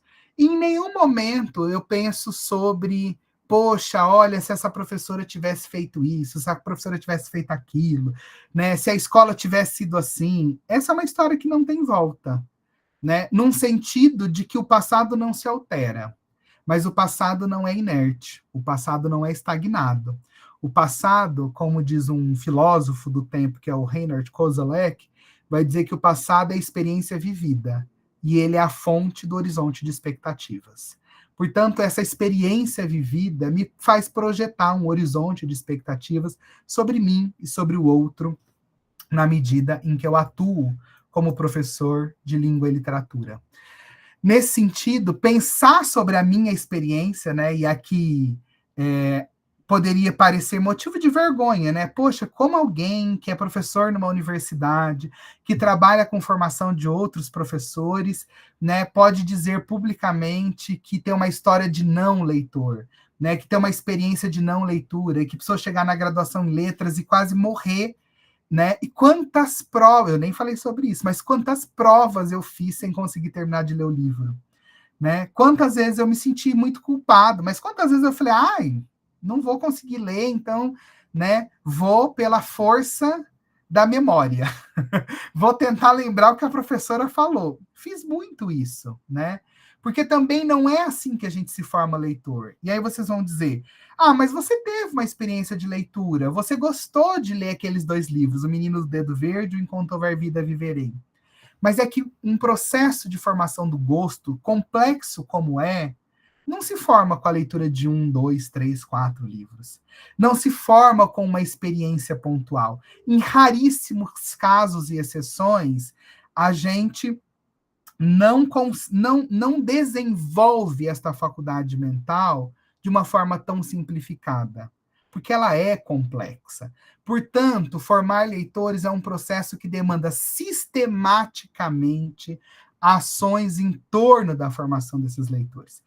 E aqui, então, eu sistematizo o que eu estou chamando de 3 premissas básicas desse processo, e básicas porque não é nenhuma novidade para vocês, de que leitura é produção de sentidos, portanto, de efeitos estruturantes para a nossa imaginação e percepção do mundo. Aprender a ler é mais do que a condição de chegar ao final de um livro. É como eu chego ao final do livro em condições de produzir sentidos que estruturam a minha capacidade de imaginação e, ao mesmo tempo, me fazem refletir e pensar sobre o mundo no qual eu me insiro.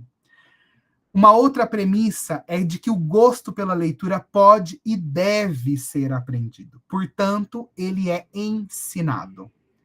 Não existe pessoas que nascem para gostar de ler e outras que não nascem para gostar de ler. O que a gente tem é pessoas cuja condição socioeconômica, cultural, familiar e escolar não possibilitam desenvolver o gosto pela leitura. Porque sequer é possível gostar daquilo que não se saiba existir. Eu não posso gostar e desgostar do que eu não conheço. Portanto, o gosto começa e se inicia no conhecimento. Começa e se inicia no acesso. Não é só na disponibilidade. Eu posso ter uma biblioteca memorável. Ela, por si só, jamais será capaz de desenvolver o gosto pela leitura. Esse é um processo que demanda a intervenção de um outro, demanda uma ação humana, portanto, em processos de ensino. E nessas circunstâncias, talvez a premissa que mais nos interessa aqui é que a escola tem um papel decisivo e fundante na formação dos leitores que gostam de ler. Gostar de ler o quê? Esta é uma pergunta importante para nós. Que eu comecei dizendo, a gente lê muita coisa a todo momento, a toda hora, e ninguém precisa parar de gostar de ler essas coisas. Mas será que a gente gosta de ler outras coisas mais complexas, mais difíceis, mais ausentes no nosso cotidiano, né? Ah, eu gosto de ler só poesia. Ok, esse é um gosto que, de fato, algumas pessoas desenvolvem. Tem preferência pela poesia do que por outros textos. Mas será que eu gosto de ler poesia porque é só a poesia que eu acessei ou porque é a poesia que eu aprendi a gostar de ler? né? Que outros textos eu não aprendi a gostar de ler e que por isso talvez eu sequer acesse esses outros textos, né? Essas experiências de leitura, as experiências pessoais de vocês perpassam, elas constituem e elas transformam, para o bem ou para o mal, os estudantes que passam pela vida de vocês em situação escolar, sem que a gente perceba. É evidente que meus alunos são afetados desde o momento em que eu passei a ser professor pela minha experiência de leitura. E aí eu fico pensando, coitados, foram muito mal afetados no meu início de carreira. Não posso dizer se hoje são afetados de uma maneira tão boa assim, mas eu me empenho para, né? Mas imagina uma experiência de não leitor e alguém que tinha muita dificuldade em ler, evidentemente isso se reverbera na minha prática como professor. Eu fui professor de escola de tempo integral, logo que eu terminei a graduação em letras, e eu fui professor de crianças, porque a escola de tempo integral eram os professores no estado, não sei, no município não existe essa nomenclatura, eu acho, né, Samir? Mas no estado a gente falava que era o professor PEB 2, o professor de educação básica nível 2, que é o da quinta série em diante, ou sexto ano em diante. E nas escolas de tempo integral eram os professores PEB 2 que davam a aula das oficinas, e eu era professor de oficina de leitura de primeira e segunda série. Né? Hoje eu fico pensando sobre o quanto eu talvez afetei pouco, o quanto eu talvez nem afetei esses estudantes, e por isso eu venho, na minha prática na universidade, pensando cotidianamente mesmo, isso não é um exagero, não é uma força de expressão, de como eu posso perpassar nessa relação interdiscursiva como professor, né, a formação pelos gostos leitores das diferentes coisas que se pode ler nessa vida, e que talvez alguns deles nunca vão descobrir que aquele texto existe se eles não ouvirem alguém falar sobre esse texto. Eu, todos os dias que vou dar aula, não importa a disciplina que eu dê, eu levo um texto literário e leio, sem qualquer relação com a aula, sem qualquer relação com aquilo que eu vou falar. E eu sempre digo, o texto é só para ser ouvido. Vocês podem não gostar, podem, claro, comentar. Não tem relação com a aula, não tem prova, não tem nada. É só para vocês saberem que existe este texto, que existe esse autor, que existe um livro que fala disso, e que a gente pode gostar ou não gostar. Essa prática foi uma prática que eu fui, inclusive, afetado. Quando eu fazia o doutorado, eu fui obrigado, né, uma das condições do doutorado, não sei se Samir precisou passar por isso, mas é porque eu fui bolsista da FAPESP, era uma obrigação. Eu tinha que fazer estágio de docência no ensino superior. E eu fiz estágio com a minha orientadora. Não bastava ela me orientar, ainda fui fazer estágio com ela. E ela resolveu, naquele ano, fazer isso, ler. Então, muitos textos eu conheci, alguns eu amei, outros eu detestei, mas alguns daqueles textos me marcaram nesse processo de formação leitora. Um deles, O Menino da Mata é o Seu Cão Piloto, do Graciliano Ramos. Foi numa aula dela que eu conheci esse texto. E olha que curioso, ela tem um texto, minha ex-orientadora tem um texto muito famoso das pesquisas dela, em que a epígrafe é justamente essa frase: ai de mim e ai das crianças abandonadas na escuridão. Eu conheci o texto de cabo a rabo, já tinha lido inúmeras vezes, e nunca me atentei e sequer pensei sobre o que significava essa epígrafe, que para mim parecia perdida no texto. Quando ela leu o conto na íntegra, sabe aquele momento epifânico lispectoriano, em que a Macabeia descobre, na hora da estrela, que o horóscopo que guiou a vida dela inteira é uma repetição publicada no jornal, e ela é atropelada e cai e bate a cabeça? Esse momento epifânico de consciência de si e do mundo se deu no momento em que eu estava assistindo a aula dela e ela leu O Menino da Mata e o Seu Cão Piloto. Naquele exato momento, essa frase e, obviamente, o conto como um todo, é como se ele tivesse estabelecido uma relação de simbiose com a minha experiência, com a minha vida e com a minha prática como professor. Eu já era professor, né? Já estava, enfim, terminando o doutorado. Pensar sobre essas relações, né? Pensar sobre esse processo de formação do gosto pelas múltiplas formas de ler, é talvez o grande desafio para nós. Por isso, a ideia deste primeiro encontro é um pouco estimular vocês a pensar sobre as suas histórias pessoais, sobre as suas vivências, sobre os livros que marcaram. E aí a gente sempre tem uma noção assim de que livro que marca é um livro de que eu gostei muito. Mas às vezes o livro que mais nos marcou é um livro que a gente odiou, que a gente detestou. E não por isso, e nem por isso ele deixou de fazer um registro na minha história, né? Ele deixou de ter uma marca na minha formação interdiscursiva. Essa citação que está aqui em tela é uma citação de um dos textos, né, da minha orientadora, num momento em que ela utilizava um outro sobrenome ainda, um texto mais antigo, em que ela vai dizer: a noção de prazer passa não apenas pela satisfação de certas necessidades de fantasia.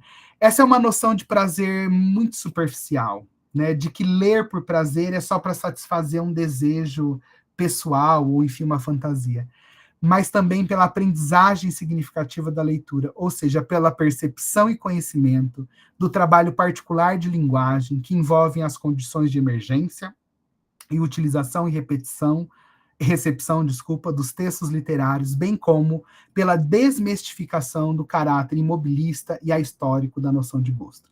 Essa noção de gosto, de que, eu gosto mais de chocolate do que eu gosto mais de coisas salgadas. Eu gosto mais de coxinha do que eu gosto mais de esfirra. Essa é uma noção de gosto, uma noção ahistórica, uma noção superficialista, é uma noção que o senso comum trabalha como gostar como uma preferência. O gosto de que a gente trata, quando a gente pensa no processo de formação de leitores, é aquele que perpassa a capacidade de racionalizar e discernir entre o que me faz sentido em uma forma mais profunda e o que não faz. O gosto como uma faculdade mental que me possibilita discernir aquilo que a Hannah Arendt vai dizer num dos seus últimos textos, o Eichmann em Jerusalém, que é a capacidade de discernir o belo do mal. E aqui eu não estou falando do mal como uma coisa, enfim, encarnada, uma figura. O mal como esse sentido da capacidade irracional de perceber a vida.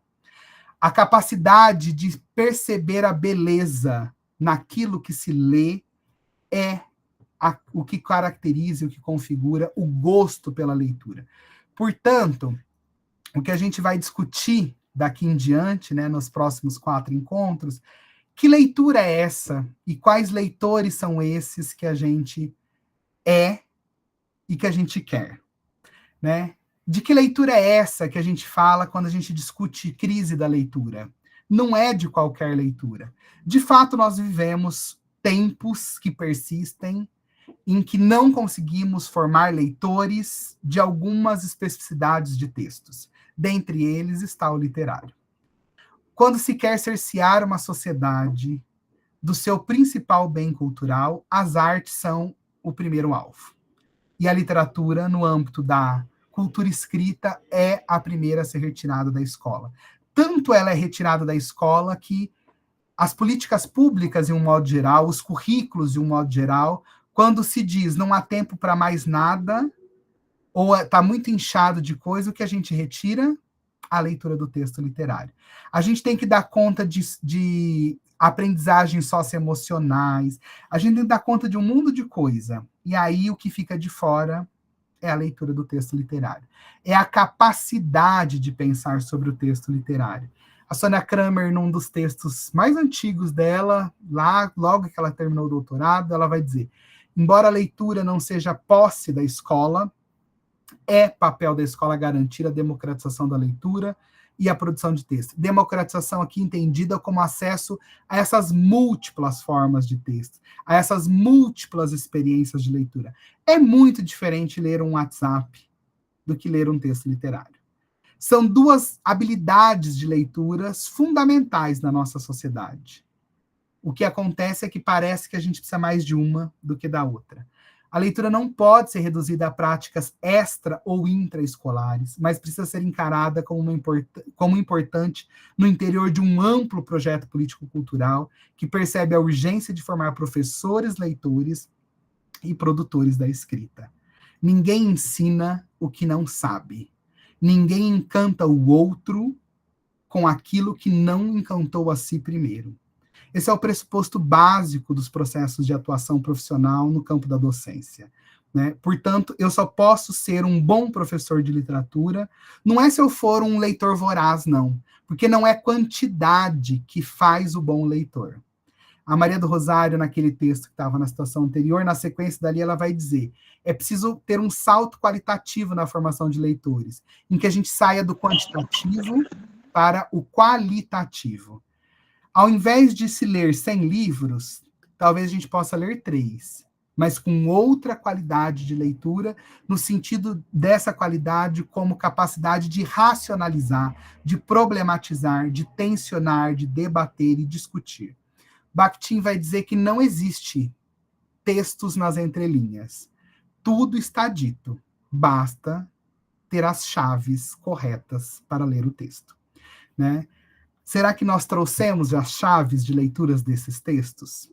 Que chaves são essas? Será que nós estamos disponibilizando aos nossos estudantes essas chaves de leitura? Né? Eu não tenho dúvida de que o meu encanto pela literatura, com essa professora e outros professores da minha formação em letras, se deu, sobretudo, porque eu fui com eles descobrindo as chaves e, a partir deles, criando novas chaves de leitura. Né? Ler literatura como um direito inalienável ao mundo da cultura letrada e como um justo respeito à condição de ser humano em processo de formação. Né? Ler literatura implica adentrar o testemunho do outro. É abrir mão da gente. Às vezes a gente lê um texto e fica indignado. Como que pode dizer isso, falar isso, né? Porque a gente adentra o mundo do outro, de um outro que viveu num outro momento, numa outra circunstância. E, por vezes, então, o que a gente busca com a leitura é simplesmente divertir, colorir. Isso não é um problema, mas esse não pode ser o ponto de chegada. Talvez esse seja o ponto de partida, mas não pode ser o ponto de chegada.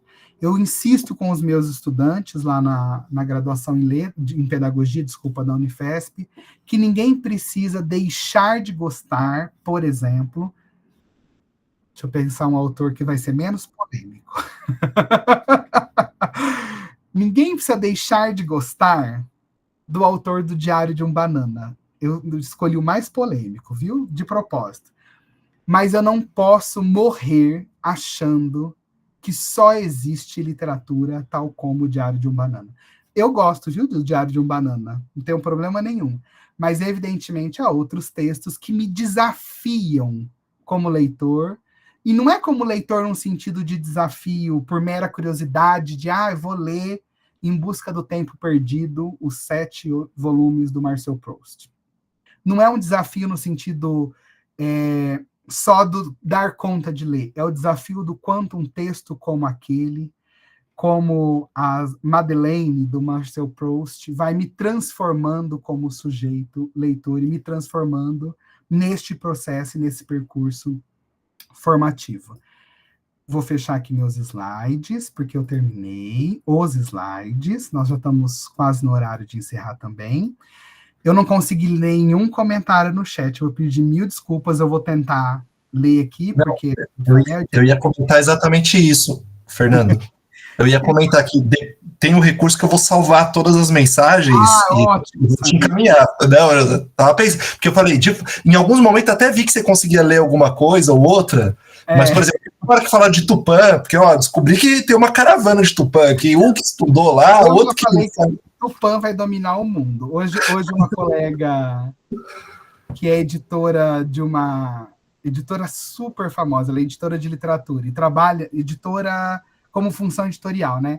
No fim, é ela quem diz que publica ou não, né? Ela que conduz o processo de edição de um livro, mas ela trabalha numa editora famosa. Então, não vou dizer editora, porque vocês vão saber quem é a pessoa, porque ela é muito conhecida. Mas hoje a gente estava conversando e eu falei para ela, vamos levar adiante o nosso projeto de dominar o mundo, já que Tupã não me apoiou em dominar o mundo, porque Tupã está em todo lugar do mundo que eu vou tem alguém é Tupã. Então, a gente estava brincando, nós vamos dominar o mundo pela literatura. Eu queria, só antes de abrir para vocês comentarem, falarem, discordarem, criticarem, enfim. Valdirene, eu bem li agora. Eu estudei 11 anos em Marília. Eu fiz graduação em pedagogia, mestrado e doutorado, tudo em Marília. Eu conheço, acho que mais Marília do que Tupã, com certeza eu conheço mais Marília do que São Paulo. 11 anos, eu nunca morei em Marília, mas estudei 11 anos em Marília. Eu queria ler para vocês, dá tempo, Samir, 2 textos, já que hoje é um momento de falar de leituras e de... Não são os eu tenho muita dificuldade de dizer assim, qual é o meu texto da minha vida. Por que eu tenho dificuldade? Porque eu não quero que eu tenha um texto para a minha vida. Eu quero ter muitos textos para a minha vida. E eu espero que os textos me surpreendam e a vida me surpreendam com muitos textos. Mas eu quero ler para vocês 2 textos que marcam, talvez, e que simbolizam aquilo que me configura como leitor. 2 coisas que muito diferentes entre si, mas que elas marcam, talvez, eu diria assim, que literariamente elas sintetizam a minha trajetória como leitor de literatura. Pode ser? Eu juro que se for muito, a primeira leitura demorar, eu não leio a segunda, depois eu só comento, para não cansar vocês muito. O primeiro texto está nesse livro, O Casamento da Lua, não sei se alguém conhece. Contos de Amor, é o subtítulo. Esse livro reúne às vezes mais de um, mas contos do Machado de Assis, Lima Barreto, Lígia Fagundes Telles, Vinícius de Moraes, Milton Ratum, Daniel Galera e Paulo Mendes Campos. É uma coletânea que a Clara Enigma publicou, em que esse aqui, ó, O Casamento da Lua, em que a Clara Enigma escolheu diferentes contos sobre esses autores do cânone brasileiro, sobre amor. E aí a gente vai dizer, um livro de amor, enfim, não é um livro nada de amor, amor carnal, amor platônico, tem também, mas tem amor de todas as naturezas, de todos os tipos, são as múltiplas formas que o amor assume na literatura desses autores brasileiros do século XIX e XX. E eu vou ler para vocês um conto do Paulo Mendes Campos, que se chama O Amor Acaba. Se alguém conhecer, peço desculpas por fazer uma leitura repetida. E esse conto é num único parágrafo, mas ele tem 3 páginas, tá? Mas é um parágrafo único. Vou tentar ler com uma certa rapidez aqui. O amor acaba. O amor acaba numa esquina, por exemplo, num domingo de lua nova, depois de teatro e silêncio. Acaba em cafés engordurados, diferentes dos parques de ouro, onde começou a pulsar. De repente, ao meio do cigarro, ele atira de raiva contra um automóvel, ou que ele esmaga no cinzeiro, repleto, polvilhando de cinzas escarlates nas unhas. Na acidez da aurora tropical, depois de uma noite voltada à alegria póstuma, que não veio. Acaba o amor no desenlace das mãos no cinema, como tentáculos saciados, e elas se movimentam no escuro como 2 polvos de solidão. Como se as mãos soubessem antes que o amor tinha acabado. Na insônia dos braços luminosos do relógio, acaba o amor nas sorveterias diante do colorido iceberg, entre frisos de alumínio e espelhos monótonos. No olhar do cavaleiro errante que passou pela pensão. Às vezes acaba o amor nos braços torturados de Jesus, filho crucificado de todas as mulheres, mecanicamente no elevador, como se lhe faltasse energia. No andar diferente da irmã, dentro de casa, o amor pode acabar. Na epifania da pretensão ridícula dos bigodes, nas ligas, nas cintas, nos brincos, nas silabadas femininas. Quando a alma se habitua às províncias empoeiradas da Ásia, onde o amor pode ser outra coisa, o amor acaba. Na compulsão da simplicidade, simplesmente, no sábado, depois de 3 goles mornos de gin à beira da piscina, no filho tantas vezes semeado, às vezes vingado, por alguns dias, mas que não floresceu, abrindo parágrafos de ódio inexplicável entre o pólen e o gineceu de 2 flores, em apartamentos refrigerados, atapetados, aturdidos de delicadezas, onde há mais encanto que desejo. O amor acaba na poeira que vertem os crepúsculos, caindo imperceptível no beijo de ir e vir, em salas esmaltadas com sangue, suor e desespero, nos roteiros de tédio para o tédio, na barca, no trem, no ônibus, ida e volta de nada para nada. Nas cavernas de salas e quartos conjugados, o amor eiriça e se acaba. No inferno o amor nem começa, na usura o amor se dissolve. Em Brasília, o amor vira pó. No Rio, frivolidade. Belo Horizonte, remorso. E em São Paulo, dinheiro. Uma carta que chegou depois, o amor acaba. Uma carta que chegou antes, o amor acaba. Na descontrolada fantasia da libido, às vezes acaba na mesma música que começou, com o mesmo drink diante dos mesmos cisnes. Muitas vezes acaba em ouro e diamante, dispersado entre astros. Acaba nas encruzilhadas de Paris, Londres, Nova York, no coração que se dilata e quebra, e o médico sentencia imprestável para o amor. Acaba ao longo do périplo, tocando em todos os portos, até se desfazer em mares gelados. Acaba depois que se viu a bruma que veste o mundo, na janela que se abre, na janela que se fecha. Às vezes, não acaba, é simplesmente esquecido como um espelho de bolsa, que continua reverberando sem razão até que alguém humilde o carregue consigo. Às vezes, o amor acaba, como se fora melhor nunca ter existido. Mas pode acabar com doçura e esperança, uma palavra muda ou articulada. Acaba o amor. Na verdade, o álcool de manhã, de tarde, de noite, na floração excessiva da primavera, no abuso do verão, na dissonância do outono, no conforto do inverno. Em todos os lugares, o amor acaba. A qualquer hora, o amor acaba. Por qualquer motivo, o amor acaba. Para começar, em todos os lugares e a qualquer minuto, o amor acaba. Não é lindo? Esse conto do Paulo Mendes Campos talvez diz um pouco sobre o que eu espero, o que eu desejo da literatura, e por isso é o que eu espero e desejo que outros possam acessar a literatura. Um conto todo ele construído em torno de inúmeras metáforas sobre as múltiplas formas que o amor pode acabar. Muitas delas vivenciadas por nós, ou muitas delas, para usar um termo bem contemporâneo, que nos abrem gatilhos sobre amores que temos, que não tivemos, que queríamos ou que queremos. Mas a beleza da literatura, né, aquilo que o Bakhtin vai dizer, né, essa capacidade do texto de gerar no outro sentidos, é justamente a beleza dele, de que o amor precisa acabar para recomeçar. Não existe começo que não prescinda de um fim, né? E ainda que todo o percurso pareça triste, porque são só situações de amores que acabam e que a gente poderia dizer muito tristes, né? Mas a chama da esperança está dada no recomeço. São textos como esse, ou textos nesse sentido, né, deste tipo de reflexão profunda sobre a vida, sobre a minha existência, sobre a existência do outro, sobre como eu posso ver de forma bela aquilo que, quando eu sinto, é algo muito mais feio e difícil de lidar do que o texto literário me mostra, é que me faz acreditar na força transformadora e no papel impulsionador que a literatura tem de transformar a minha relação com o mundo, com o outro, portanto, a minha relação de existência. São textos como esse que me faz entender que não é uma situação de autoajuda. Eu não consigo ler um texto desse e pensar, por exemplo, né? Olha, tá vendo? Tudo que é ruim, uma hora acaba e recomeça bom. Essa seria a simplicidade, a objetividade, né? A ausência hermenêutica que tem um texto de autoajuda. E que tem sua função e tá tudo bem.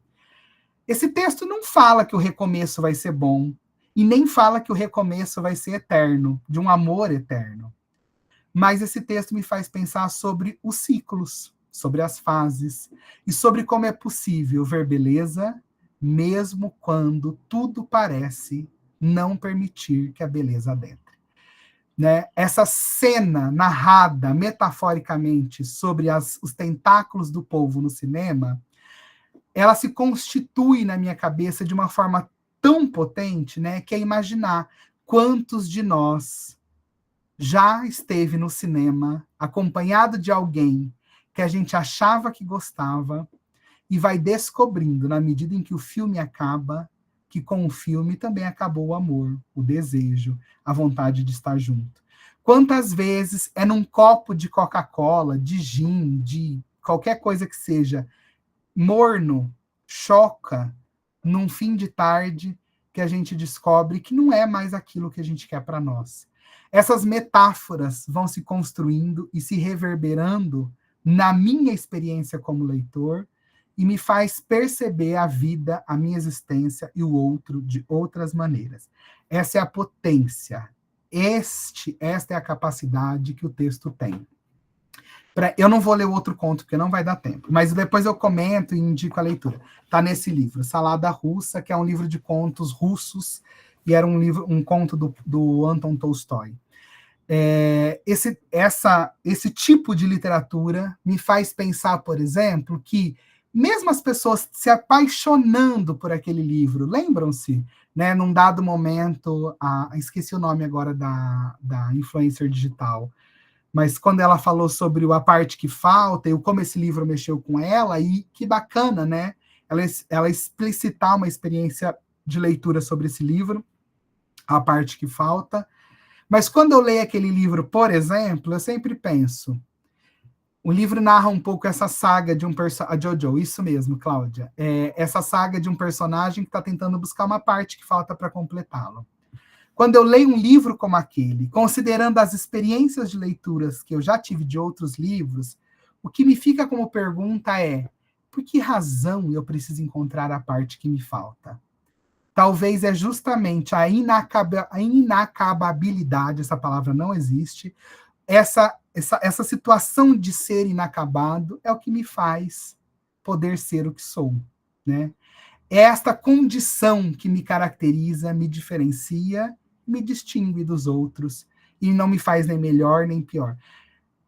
Pensar a literatura como essa faculdade mental, né, o gosto pela literatura, como essa faculdade mental que me permite discernir entre o belo e o não belo, é o que, por exemplo, me provoca textos como esse, né, O Amor Acaba, do Paulo Mendes Campos.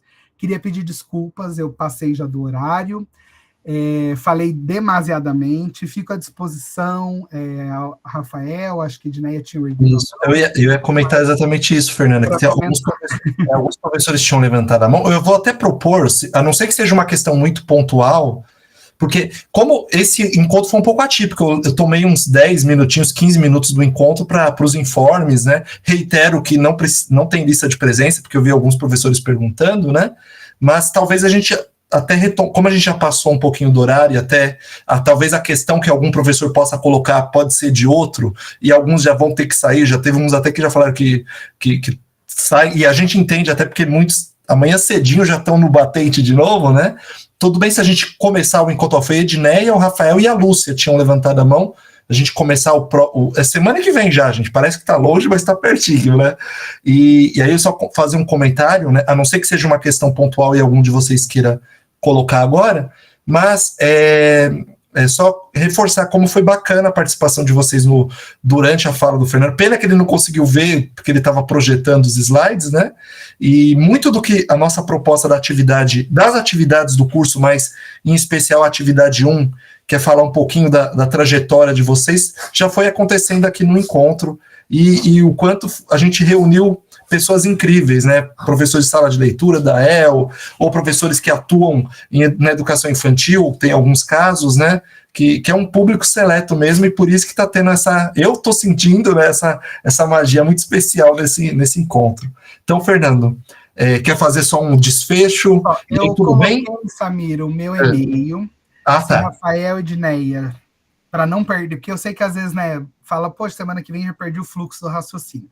Se quiserem me escrever, já agora, pode escrever, porque aí também, enfim, a gente estabelece esse diálogo, e eu já trago para o início do próximo encontro. Eu tentei fixar, eu não estou vendo aonde que fixou, mas ele me falou, quer fixar sua mensagem? Eu fixei. Não sei aonde que ela ficou, mas enfim, eu coloquei meu e-mail aqui, mas vou falar também. Vou pôr o pessoal, porque o institucional é muito grande, é mais difícil. É de Fernando, né? FR, ponto, Tupa de Tupã. Olha como eu quero dominar o mundo por Tupã. Tá meu e-mail, tem Tupã, fer.tupa